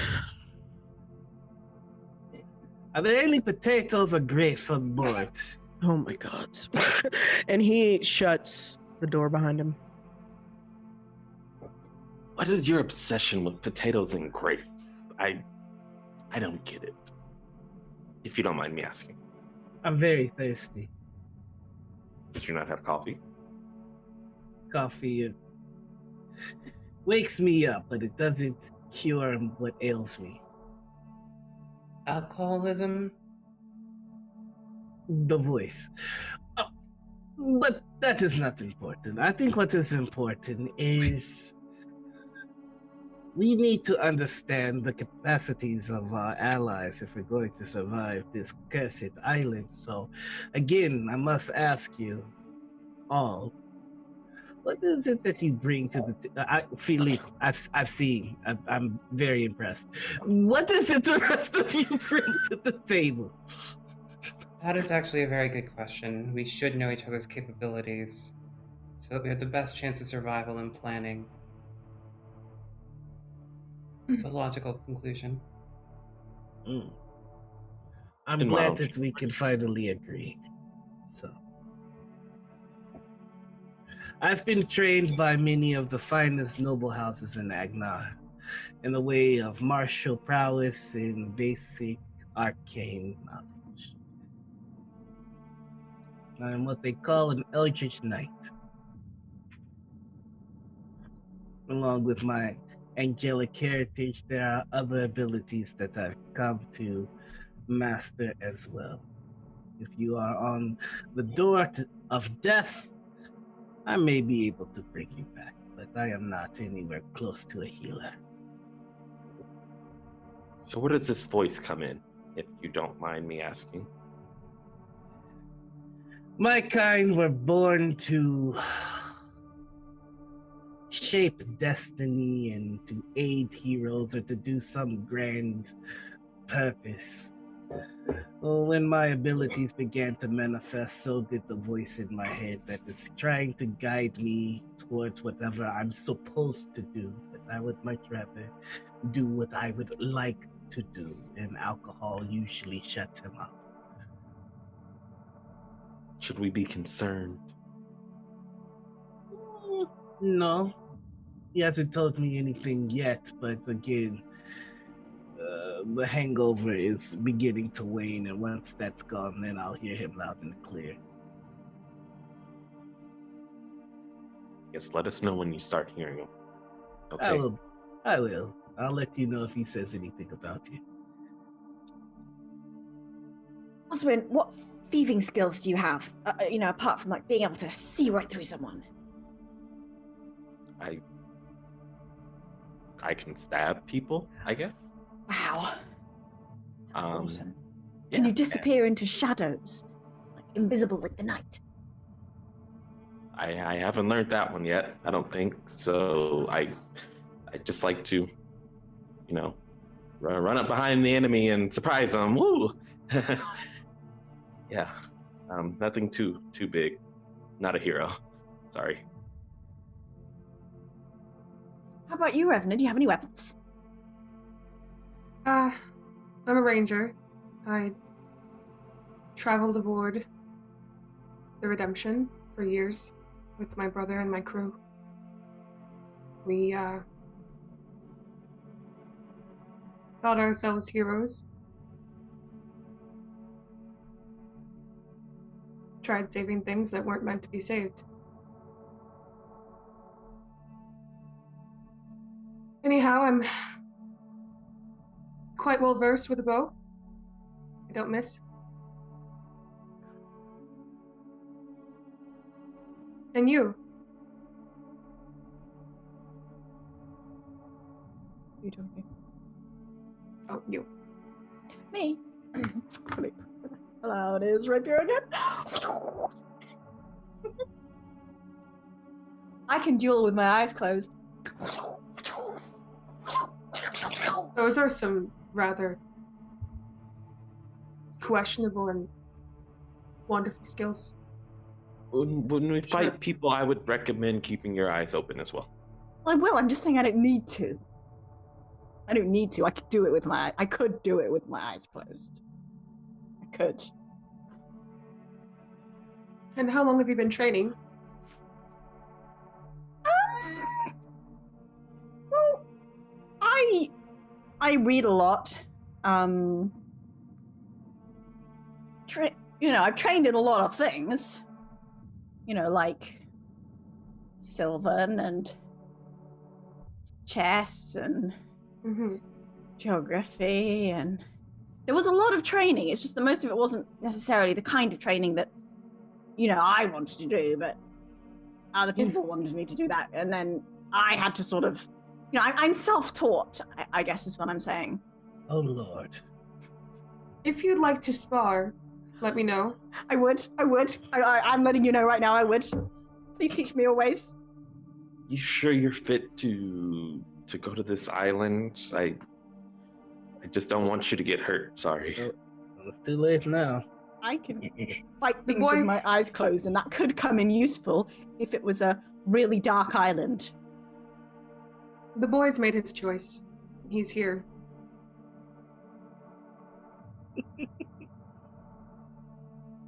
Okay. So, as y'all are talking, you hear like a light knock on the door, and the door opens, and it's Magnus, and you can see them a lot better now that it's daylight. And Homie is like decked out in Viking wear, and they have on their like armor and everything. And you can see their braids a lot clearer. It goes right down the middle of their head, and on the bottom of these long, beautiful braids, they have beads and trinkets. The armor, especially Liliana, you can tell that it's handmade, and you can tell that it was made with precision. And he walks in, and he actually has markings kind of similar to Cal's, and they're still kind of glowing like this remnant red, as if they're kind of powering down, sort of. And they look at you all, and it's like, hi, sorry about last night. I know I've apologized profusely, but I just wanted to kind of reiterate, now that it's daylight and everyone's awake and all that stuff, I'm sorry. Well, as long as you don't plan for a round two, consider all's forgiven. Nobody died, so you're fine. I'm sure the call. Oh, sorry. Go ahead. No, go ahead. I'm sure the call to the curse is strong. It's nothing you can control.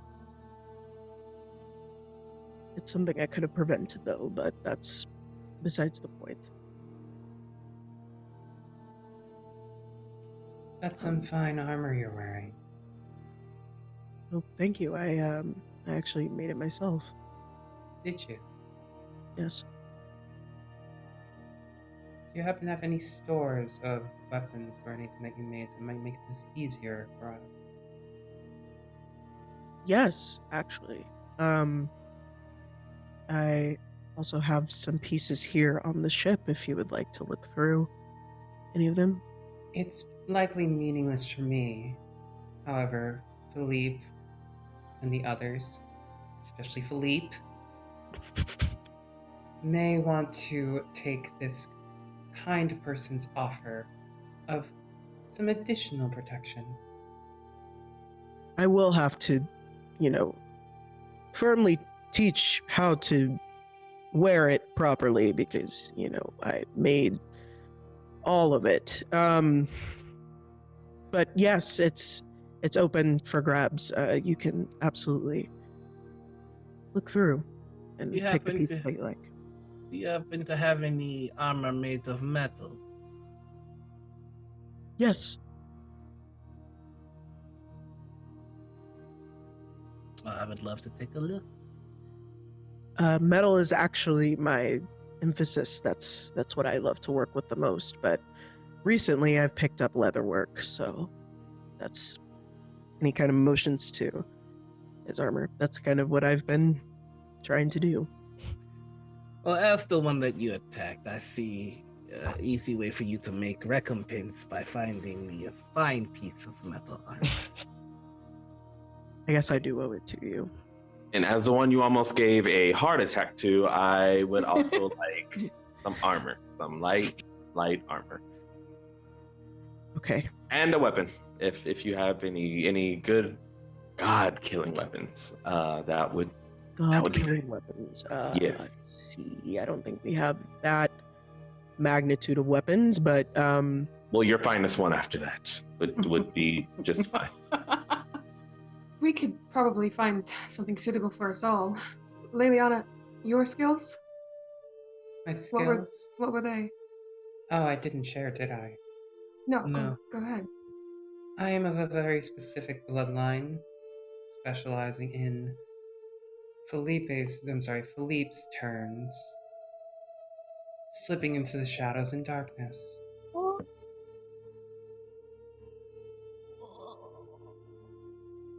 you have dark magic, is what you're saying, or Shadow magic.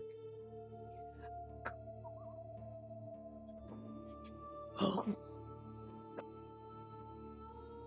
Can you show us? Can you show us? Can you disappear right now? Right now? Okay, if we close our eyes. I would not recommend that right now. Oh, why not? The force that's around the ship right now, if anything counteracts it, then well, it could cause some not great things happening. Yes. We tried to keep we tried to keep the spaces as unified as possible. It's just our way, so You will get a demonstration of my abilities soon enough, small one. We're just gonna try and Plus- stand up a little bit taller. Philippe, it's important to. Ooh, go ahead, sorry. Oh, sorry. No, go ahead, Tim. It's important to conserve your energy anyway, Philippe, as you well know. Of course, yes. I know that, yes. Of course. Well, Absolutely. if you have anything that's suitable for someone who doesn't wear armor nor use weaponry of that nature, then I would be willing to partake. Otherwise, I think it's best that our companions here seek the benefits of your skill. And something that y'all noticed coming onto the ship, there weren't just men, there were also women crew members. So Magnus thinks for a moment and he says, I actually think I have some mesh armor that could fit you. If you would like that, at least. Anything made of metal will probably interfere with my spellcasting abilities. Would you but I do prefer leather? appreciate it. That might work. Okay. Do you have any cool shields?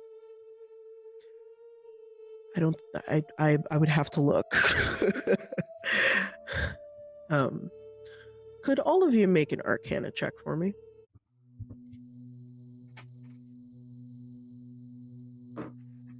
Oh, 5. 15. Nat 20. Finally, a good roll. Oh my god. That one. Praise it. Again. I don't No, know we're what it losing is, it. but praise We're it. losing it. Liliana, you feel the shift. You feel it hard. Everything comes to a halt. Even the air you're breathing. Something's off. And suddenly, the chanting upstairs stops. Magnus freezes too. And he just bolts out the door. Would you all like to follow him? I would like to Awesom's yell. gonna run and go get in bed real quick. He's just gonna hide under the covers. I would like to yell, "Where's the armory?" Priorities. So, sorry, who's following him again? I will, but I'm also going to do something in addition to that. Okay, what would you like to do? Vala, Yes. stay silent, and I cast invisibility on him. Just before that happens, he would just say the one command word that he has to say, and he flicks his wrist, and a long sword appears in his hand. And he goes, and he goes quiet. Hey, so you all the people that decided to follow Magnus up to the upper deck, and Magnus is looking out, and when you get upstairs, you see that the fog is just dense. You can't see anything in front of the ship. You can barely see each other, and you're standing less than like a foot away from each other. Suddenly you just hear this shh, everyone be quiet, and you just hear this shushing. And it's that deafening silence that you hear. That's all that almost makes a noise, but it literally sounds like you are in a vacuum because it's so quiet. And then Bree. Oh, go ahead. I was gonna ask, I have dark vision. Can I see any of this through any of this? Because it's still light outside, Mhm. so it's not dark or anything like that, so you still can't see. But right in front of the ship, you start to see this figure sort of floating above the water, and suddenly this crying starts sounding in all of your ears, and it's very quiet.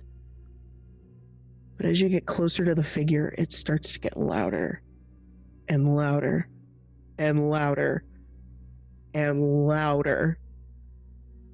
And suddenly Magnus looks at all of you and he shouts, "Look away!" All of the crew members duck. Do all of you duck? Yeah. Rebna? Liliana? No. Philippe? No? No. No? Philippe? I think Philippe is going to, as everyone else ran out, we'll say to Oswin just under the covers, like, are we? Should we? Are you gonna?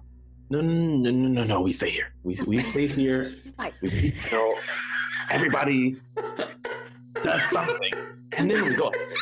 okay, I'll wait Just in here at case the anything door. happens. I'll listen out in case they need backup. Okay, so Philippe is listening out and then hearing horrible crying, but yeah. Oh, the shade.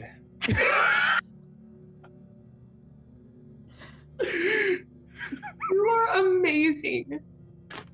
I just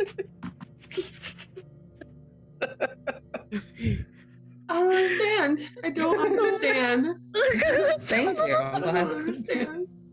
So I was told. They told me, but I didn't know. I didn't understand. she was warned. She was warned. I was I like, was warned. hey, Sappy's an icon. You better watch. Better watch I was her. like, I was like, I've heard things. Yeah, that's, but I didn't know. Now I'm aware. Thank you. No problem. so Liliana and Revna, you don't look away. Yeah, question. Magnus does. Yes. Sorry, the crying and like these sounds, do they sound familiar at all to Revna from her nightmares or anything, or that like her hallucinations or not? Make a history check. Alright. For me. See if you know anything about this. History. 21. You know exactly. Oh no! You know exactly what this is. And you know that it's a mistake that you didn't look away.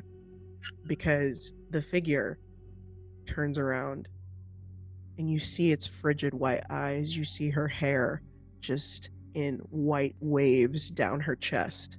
And you see her claws. And you just see this banshee rear up and give this piercing scream.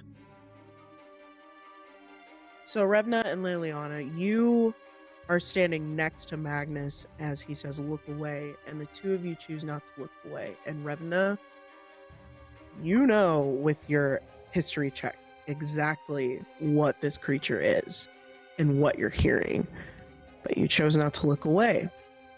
And in front of you, you see this floating figure turn around, and you see her frigid eyes and her white hair just kind of cascading down her chest. And she rears up her claws and she makes a deafening scream as a banshee looks you two directly in the eyes.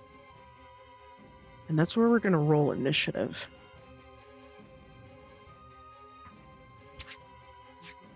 This isn't 20. Nat 20.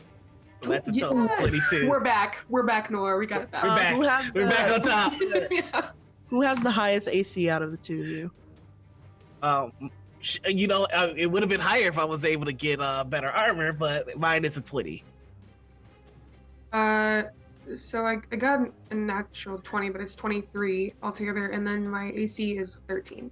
Oh, wait. Vala, did you get a dirty 20? No, I got a nat 20. Oh, okay. I We also both got got a nat nat 20s. 20 plus 3. Plus 2. Genuine. So we're tied. Okay, so I got a Philippe- 22. You got a 23. You get to go first. cool. Well, I think Philippe, you have a 23. So, yes, well, same as you. So we're Oh. tied. My AC is What is 14, if that happening? helps. I don't know.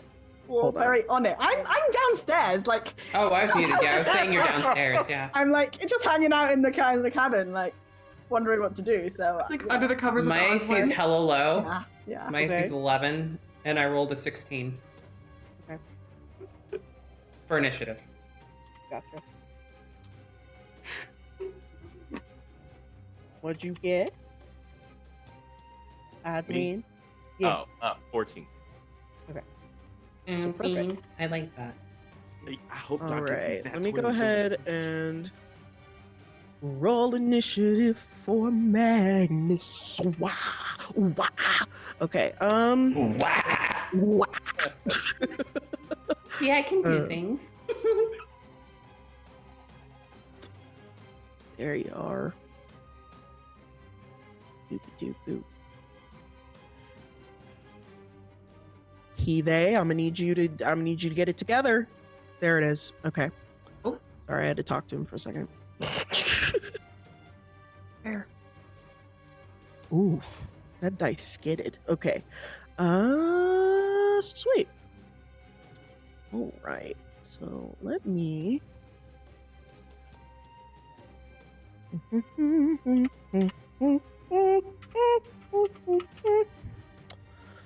All right. So it looks like Felipe, you are first. Nah. Oh. Now, Yeah. I would probably say you all are probably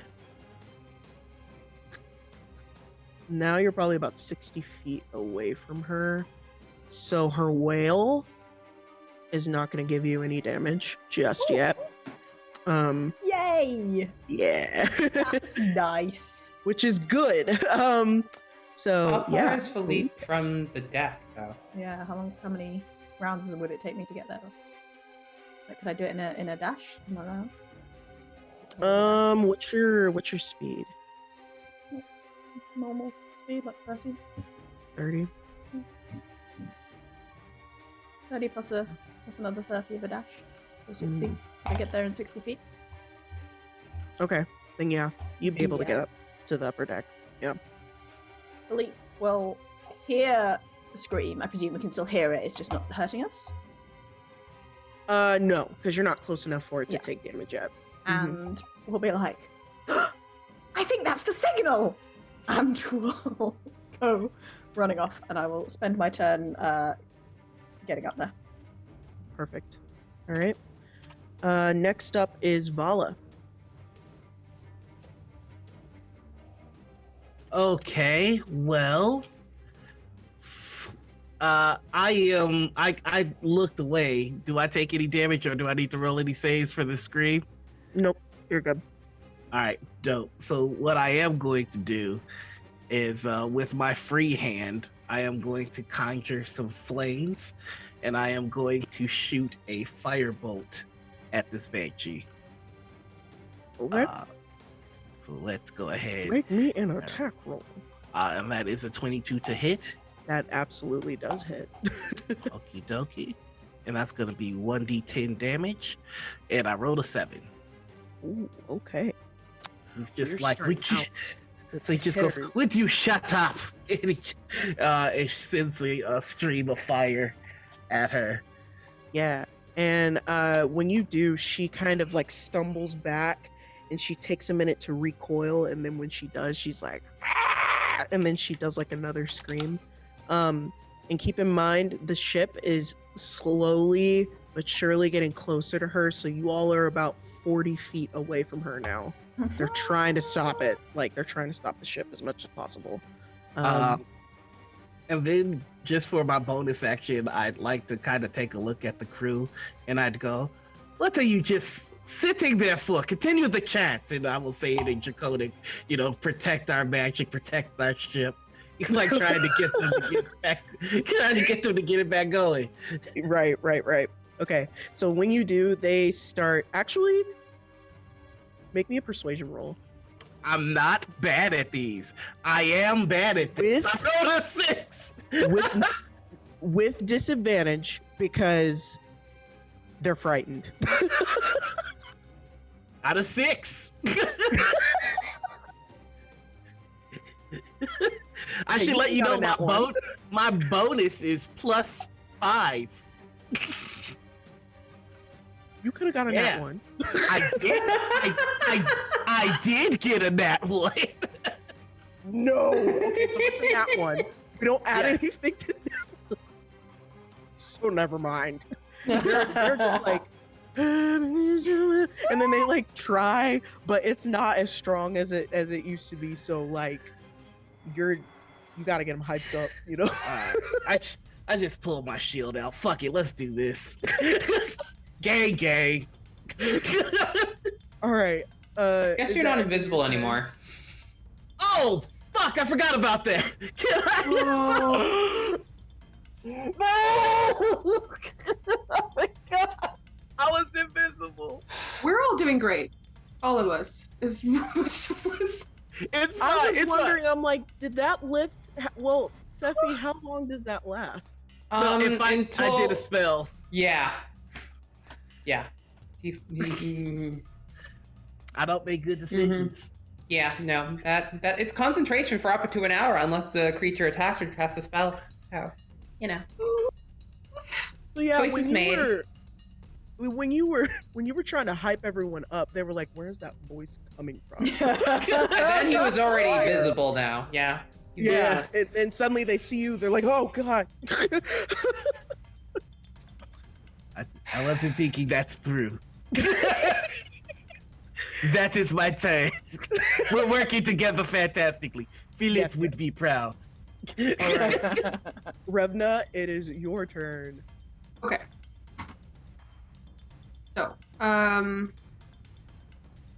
is the Banshee, how far away is it from me? Since you're standing next to where Magnus is, where the wheel of the ship is, y'all are probably like 60 feet away. 60 feet? The Okay. ship itself is like 40 feet away from the creature. Like the hull of the ship is about to hit her. Okay. That makes sense. Yeah, is it bigger than me? What? The Banshee. The Banshee looks like a average human-sized being. Like just an average size of a woman, basically. Okay. I'm just gonna lock an arrow and put aim and just do a normal attack for now. All right, go ahead and make me that attack roll. Attack roll. Arrow. Attack roll. Arrow. Oh god. No, what is happening? A killer harmony?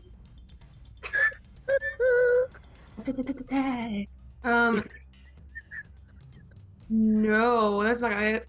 I don't think it's an 8. That does not hit. I just did all kinds of buttons. I'm so sorry for anyone looking at that. That's incorrect. I pressed attack at first. We're good. It's an 8. That does not attack. I'm sorry. Yeah. I just realized we can roll with our character sheet, can't we? Yes. D&D Why Beyond did no has one mention that? Why did no one let me? That's all I've been doing this whole time. They've been great. They've been Let me make a blessing my fool of rolls. myself. I blame Noir. I also want more. Yeah. Yeah, no one look at those rolls. You don't need to see them. That was I'm interesting. sorry. Oh, it's That I a haven't good been thing doing I'm that. a masochist. 'Cause D&D Beyond. You can everybody's roll in your looking. character sheet. D&D Beyond. Sign off from our sponsor. Oh, also, Liliana and Revna, really quick. This is what I forgot to do. Could you make a wisdom saving throw for me? No, oh, No, no, please, there it God, is. no. I forgot that. Oh no. I'll do it in my D&D Beyond character sheet. D&D Beyond. Vala is gonna say to Revna when Revna misses that shot. Oh, You said you never miss. I'm blinded. Light. features and traits. She blinded me with science. That's That what was happened. in 19. Um, I think I have something else. Well, with That's good. so it's a 22 total. Sweet. Yeah. Liliana's fine. Liliana's last in the face no. of danger, except she doesn't experience joy. I'm just kidding. Revna, what about you? Revna get? Oh my god, what did Revna get? Revna got a 9. Ooh. So, for She 1 shook. minute you are frightened, and a frightened target can repeat the saving throw at the end of each of the with Wait. disadvantage if the Banshee is in the line of sight. Oh no! Can you turn Ending around? the- Ending the effect on itself on a success. Oh boy. So, If you're successful, actually I'm gonna keep that part to myself. okay. Okay. Damn, So just secrets. I need to make a savings throw at the end of every turn. Is that right? Disadvantage. Oh, wisdom At saving throw. disadvantage. This is great. With Unless you can find a way to break line of sight. Or Yeah. someone- Somebody. so does someone else? But someone else has to break the line of sight, right? Because Revna can't.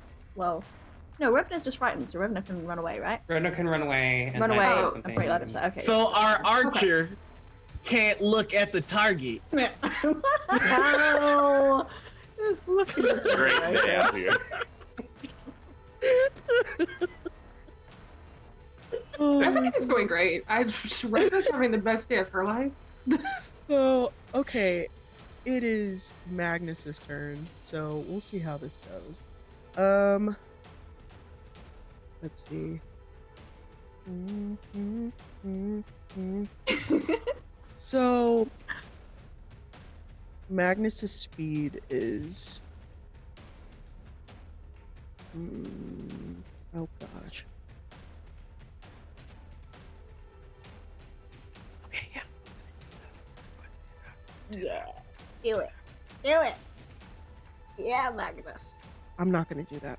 I'm not gonna do that. Magnus. No, I'm don't not do gonna it. do Don't do it, Magnus. I'm not gonna do anything. no. I got a whole ass 2. Magnus, just do your thing. Got a whole ass 2. Whole ass 2. Ass tube. You have an ass tube. I have an ass 2. Whole ass 2. Okay, so that is the end of Magnus's turn. All right, Liliana, it is your turn. All right. I am going to look at Felipe. Well, actually, are you up there? Don't worry, I'm here. Hello, Philippe. So, I think that you could do with a little bit more spark. And she is going to cast a spell. She's also going to use sorcery points to do twin spell. This is going to be on Philippe and on Vala. Actually, no. Philippe and Revna, despite running away. So, let's see what my options are as far as which ones I can do, shall we? So, Philippe, you can now breathe acid for a minute as I cast Dragon's Breath. Each target in the area that you hit, it's about, it's a 15-foot cone. You can roll for 3d6 damage. They have to make a dexterity saving throw, and on a failed save, they take half as much damage. Revna, I'm going to give you fire. Same deal. You get fired? It's fire breath, yeah. And then I'm gonna cast Magic Missile at the Banshee. By all means. So that's 3d4s. Of course I have 3d4s out. God damn it. Oh wait. Character sheet on D&D Beyond. I'm very pretty, as everyone knows. Make that attack roll. Okay, that's 11 plus 4, that's 15. So that's 15 force damage as I aim several darts of glowing dark magic at this. Ooh, let me do some math. You said 15? Mm-hmm. Okay.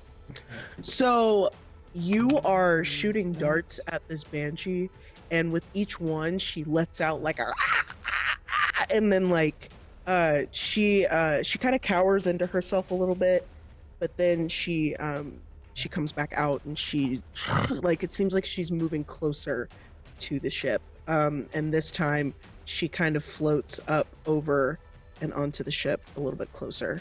So Yeah. mm-hmm.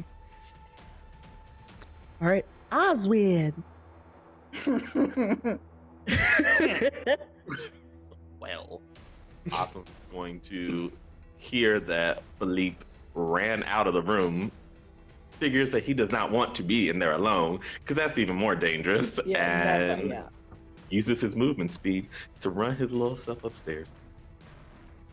All right. And now it is the Banshee's turn. Okay. I'm thrilled. So, I'm thrilled. This is great. Liliana, Banshee. since you attacked her, she is going to retaliate. Bring it. Bring it on. Does a nat take 1 it. hit? Nah, bitch. No, I mean, no. sure? It doesn't hit. No. God, So- you have problems. So, because she's still stunned by those darts, so the most that she's gonna do is just move a little closer. She moves like 20 feet onto the upper deck. So, Revno, where did you run off to? Like, just down to the lower deck, or did you just kind of, like, back up? Technically, she hasn't moved. I guess probably backwards. Yet, right? Yeah, I don't think I've been able to move yet, but she would probably go backwards. Gotcha. Okay, then never mind. Okay, so yeah, then she just moved closer to y'all on the upper deck, so she's probably, like, 25 feet away from you now. So yeah, because of that nat 1, she ain't gonna do shit. So we're back at the top of initiative with Philippe. So she's on the ship. She's floating around. Is she close to anyone? She's the closest to Liliana than anyone. Can I just like run up, sort of, maybe next to Liliana, and conveniently pointing at the Banshee, but sort of talking to Liliana, being like, "What did you do?"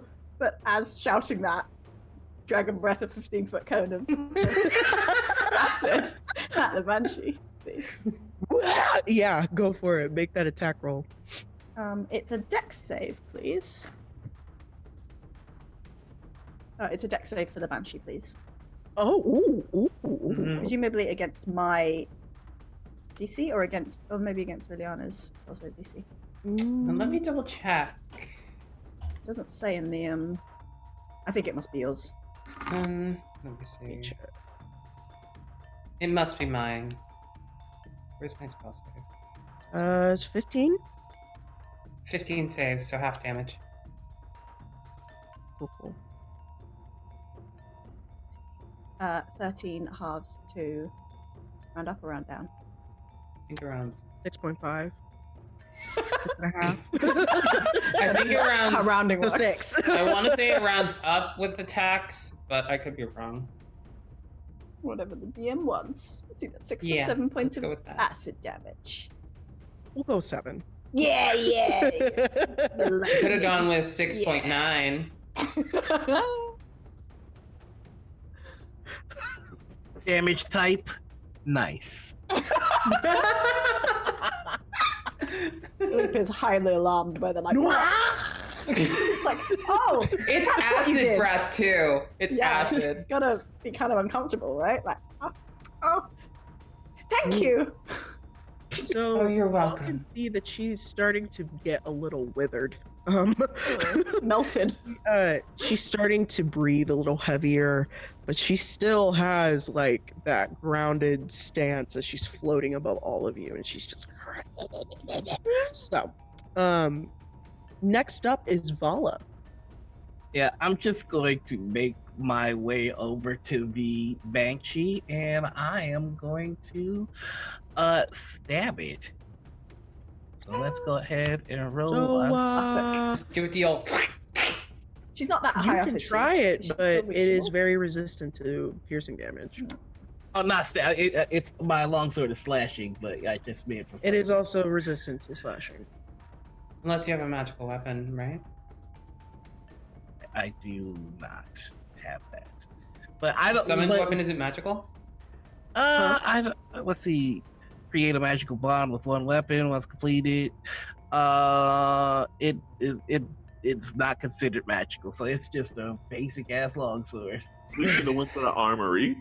We were going to. There was no time. We were like, yes, let's have a shopping episode. And then So I'm going to. Banshee now.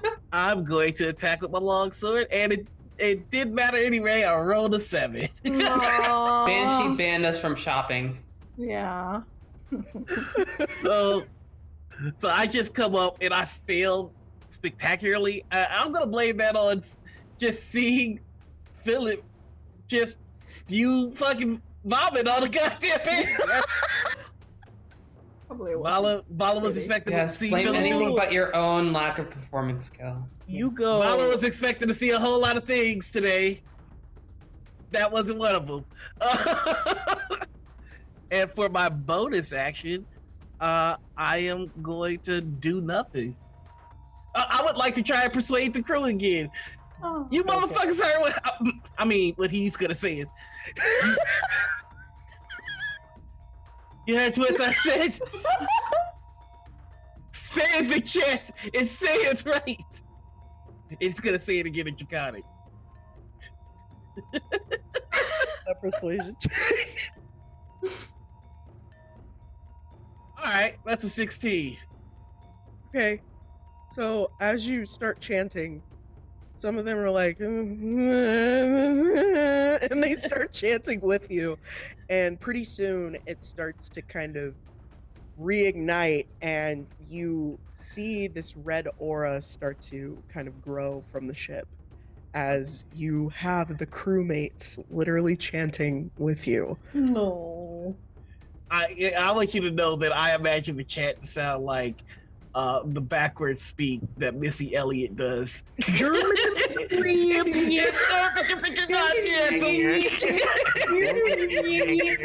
Music make you lose control.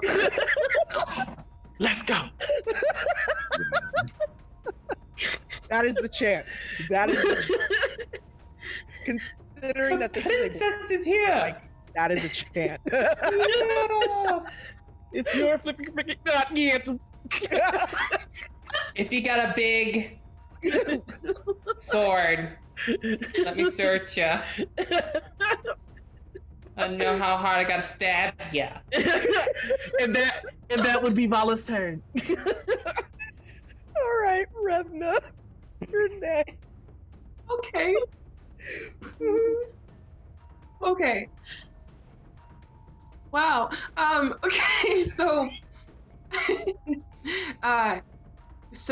okay, let me make sure I'm getting this right. To break that, like the whole vision thing and like line of sight,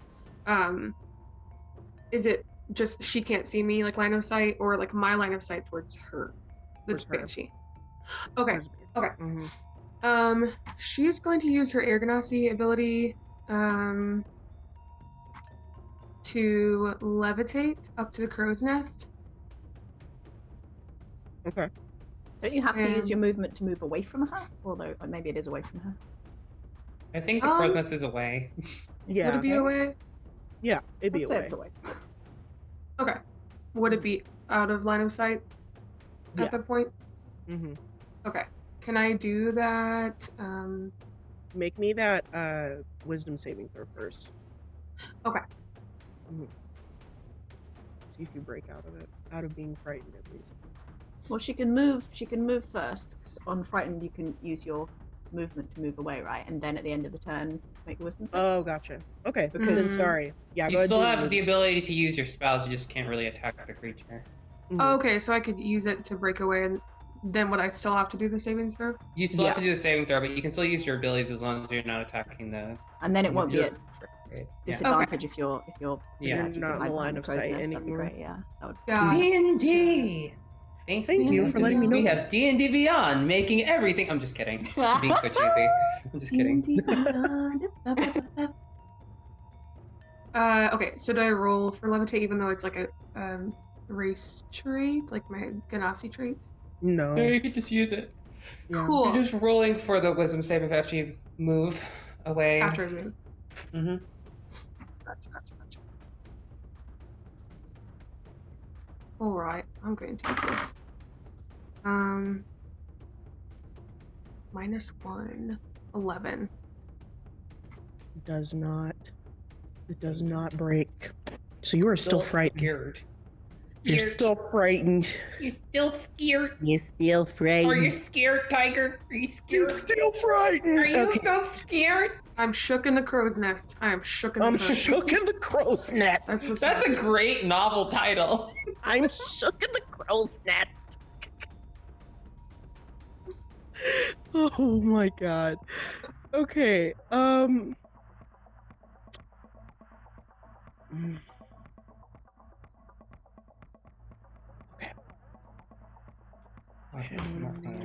I know what I'm gonna use. Magnus, I swear to God. I swear to God. We believe in Magnus. We I believe. We believe in the Magnus that believes in Magnus. Yes. You don't have to move away. You just can't move closer. I was getting confused. Your drill is a drill that'll pierce through the heavens. Oh, okay. I got a 7. Magnus is not with it. Magnus This is is not like, their day. I'm out. I'm looking away. Wow. I can't do this shit no more. Vala looking at Magnus like, oh, you was on some shit last night, but tonight, but today, Now you don't want to hit? maybe you need to unhinge your jaw and get your shit together.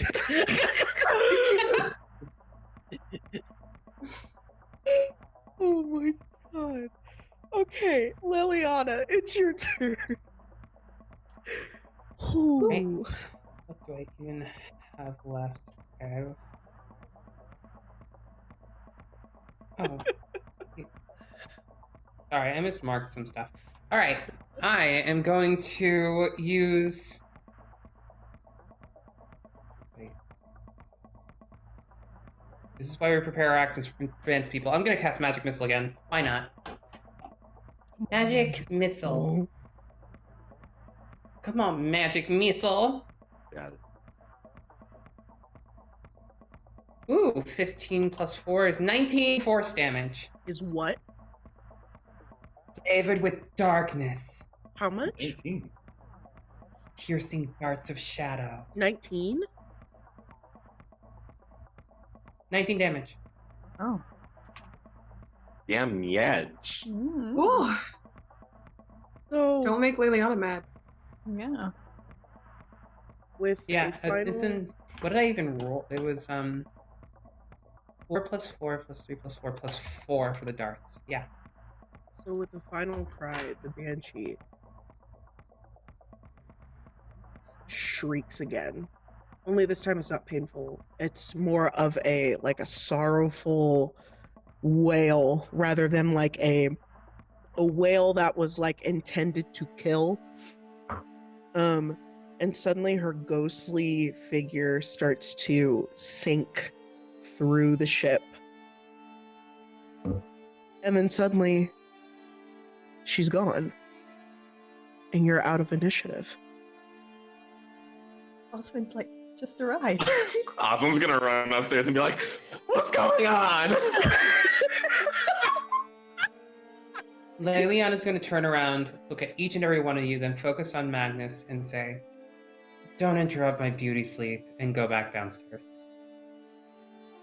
She's like, I need my sleep. I'm gonna look at Magnus and go, armory, now. I'm gonna climb Throws up down one from of the these, crow's nest. Just, She's shook in the crow's nest. I'm climbing down the crow's nest. We're done being shook. Are we done? Did you see Are what we- she did? That was just like, that was like the coolest thing I've ever seen. Did you just see that? Did you? And there was the shadows, and it was like, and it was like, ah! I'm like, did you see that? Oh my god, we have a fanboy.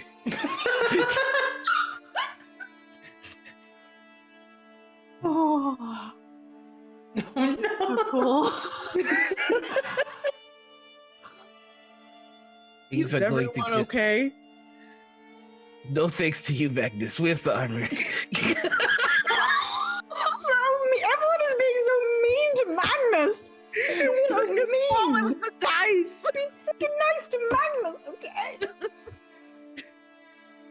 To be fair, y'all didn't look, but he was still guiding the ship. Yeah, he's Mhm. the captain. They've Of got course. things to do. Yeah, Hey. Captaining jobs. Must be nice to have an excuse ready. Can you please take me to the armory? Or do you not? You did such a wonderful job, Magnus. We couldn't have done it without you. Get rid of Now can you take me to the armory? That's what I thought. So he takes you downstairs, Vala. Revna, Oswin, Philippe. What are you Oswin doing? just sits down because he needs to take a breath. Better bring me something back that's pretty. He needs He to didn't breathe. do anything. He needs to breathe. He almost had a heart attack running up the stairs. He needs to breathe. Oh, Revna's gonna go with Vala.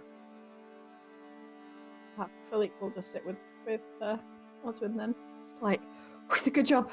It's a good job we stayed back until the they gave the signal. Oh, yeah.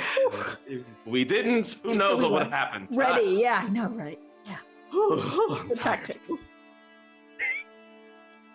Sleepy.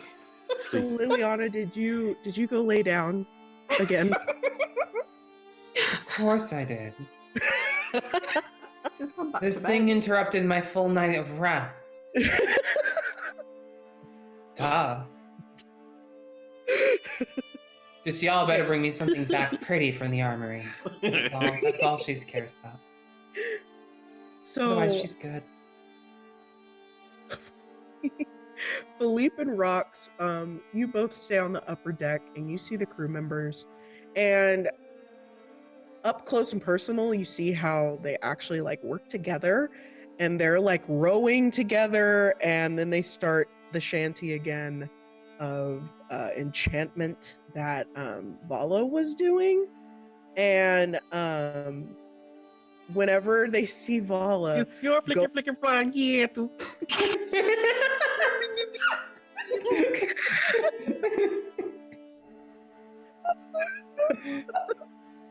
suddenly the ship turns into an EDM dance floor, let me tell you. Is it worth it? Let me work. And you both feel at peace again because you see the aura, and it's kind of just this warm feeling in your chest of we're okay now. I'm gonna say to Oswin, like, you feel that? That's power of friendship. All I felt was stress. All I felt was shade.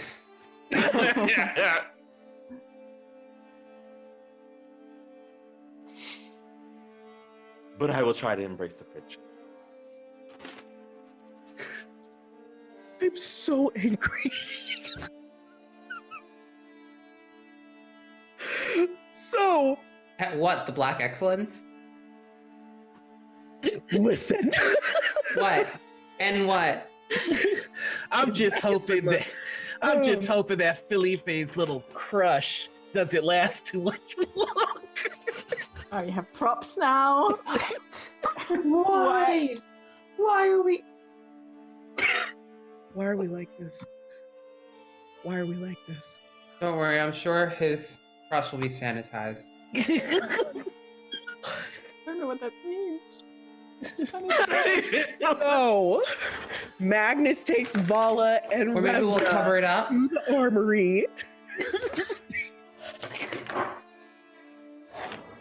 So he can control the situation. I was just about to say that! So he takes the two of you to an armory, and when he opens up the door, there's like these really nice piles of just armor kind of set in designated areas. Like over here there's like some metal armor, in the middle there's a lot of leather armor, and then on the other side there's a bunch of hand weapons. There's also some amulet-looking things as well, orbs, and then there are like a few crystals.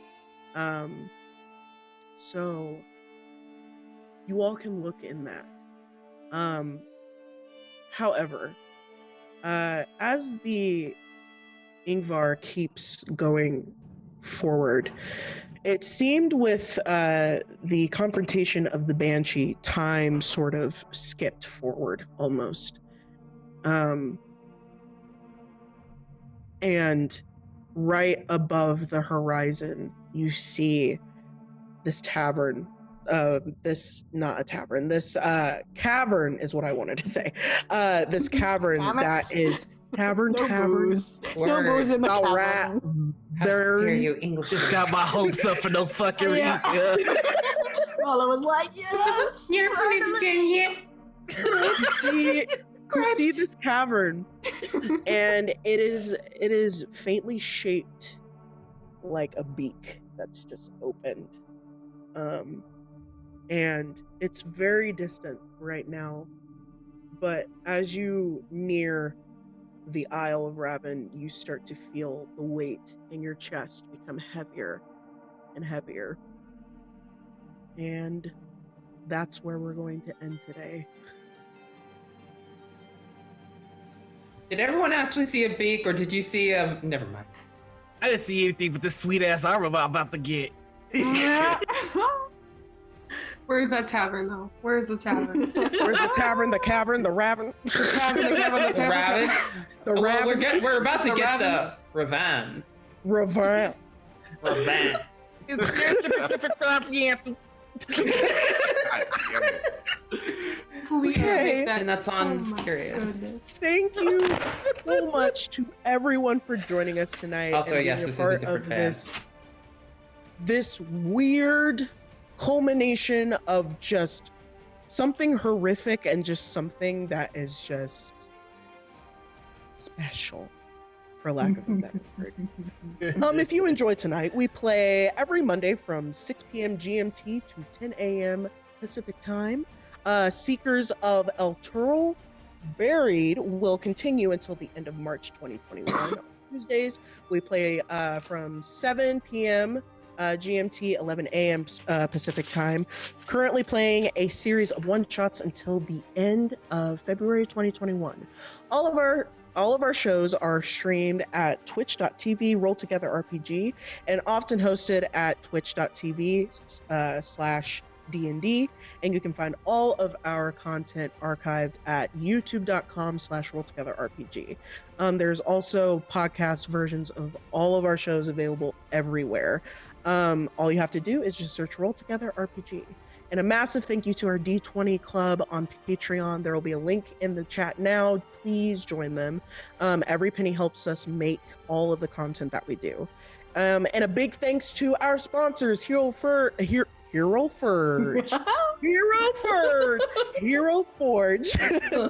Ultra Pro, and our supporters at D&D Beyond, Idol, Champions of the Forgotten Realms, Level Up Dice, and Zavi.com. We are all over social media as Roll Together RPG.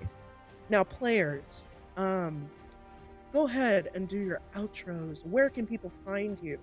And name one thing that you liked about today's campaign. Let's start with Rox.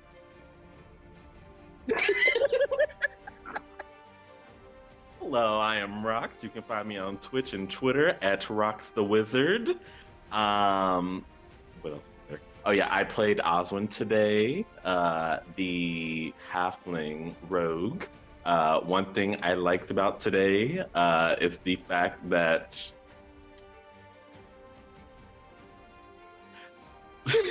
Oswin got to miss the entire battle, but show in his own way how much he would have supported in that battle anyway. Yeah. Oh. Yeah. He probably wouldn't have done anything to begin with. All right, and Chamonix. Yeah, come hang out with me on social. It's all the good times. At sbundell on Twitter, and at Chamonix.b on TikTok. Come follow me. I had a great time today. Okay, weird thing to like, but I just really like Noir's commitment to getting the buckles on Vala's things done up. Just knowing, just that setup for knowing that we were about to go back to bed and we were gonna have I just really, it's just a little thing that I just really appreciated.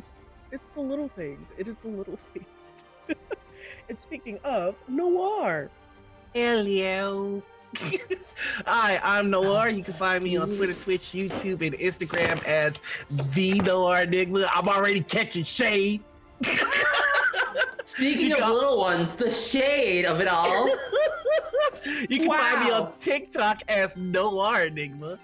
I do a bunch of actual plays. Find me on Twitter to find out which ones that I'm in. I got to play with a bunch of people that I haven't played with before. And I've only played with Seffi once before, and I always love it. It's kind of hard picking just one thing that I enjoy because this is such a good time. I love that no matter what happens, Oswin is about to have a heart attack, and like no matter what happens to anybody else, that's the biggest deal to Oswin. It's just an Like- anxious little bean. Vala gets full on attacked by like a demon Viking. And Vala's like, well, you need to pay me back because I got attacked by a demon Viking. And Austin's like, and I almost had a heart attack. So I also deserve things. And of course, yeah, I love playing with everybody. I love Felipe. I love Revna. I love Liliana. I love this group. Oh, Tenny.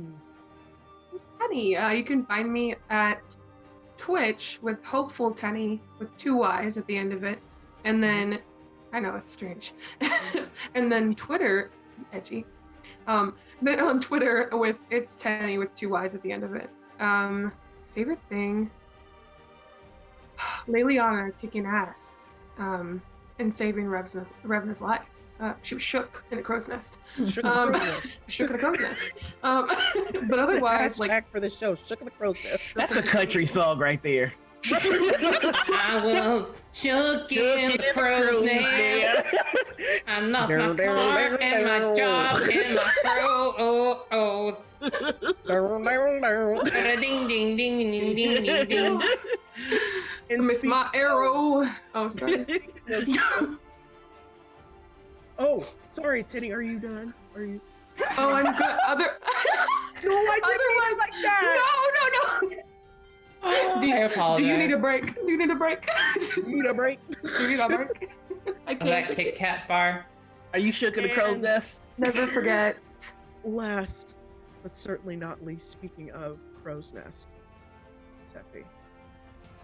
Hello, everyone. I am your Resident Evil sorceress, and I can be found at Persephoroth everywhere online. Most active on Twitter, Twitch, TikTok, and I guess I have an Instagram. But yeah, I don't think it's been pointed out yet, but Philippe's commitment and the commitment that Chamonix put into Philippe rules. I'm so happy to roleplay with you. It's so good. It's so good. It's so wonderful. That was an absolute joy. Having an actual child in danger. Yeah, I didn't really think that through. Sorry. Sorry. And my name is Burrito, and you can find me on Twitch and Twitter at Burrito_. I was obviously the dungeon master for today, and I want to thank all of you for agreeing to this. This was so special, and like this is Such a literally good job. playtesting my homebrew, so like this is just amazing. And I think one thing that I loved about today's session is that all of your dynamics are just so unique to each other, but at the same time, they all fit, and it's just great. And y'all are just wonderful role players, and yes, so thank you. Thank you. Thank you. But all right, we need to get out of here. So we will see you all soon.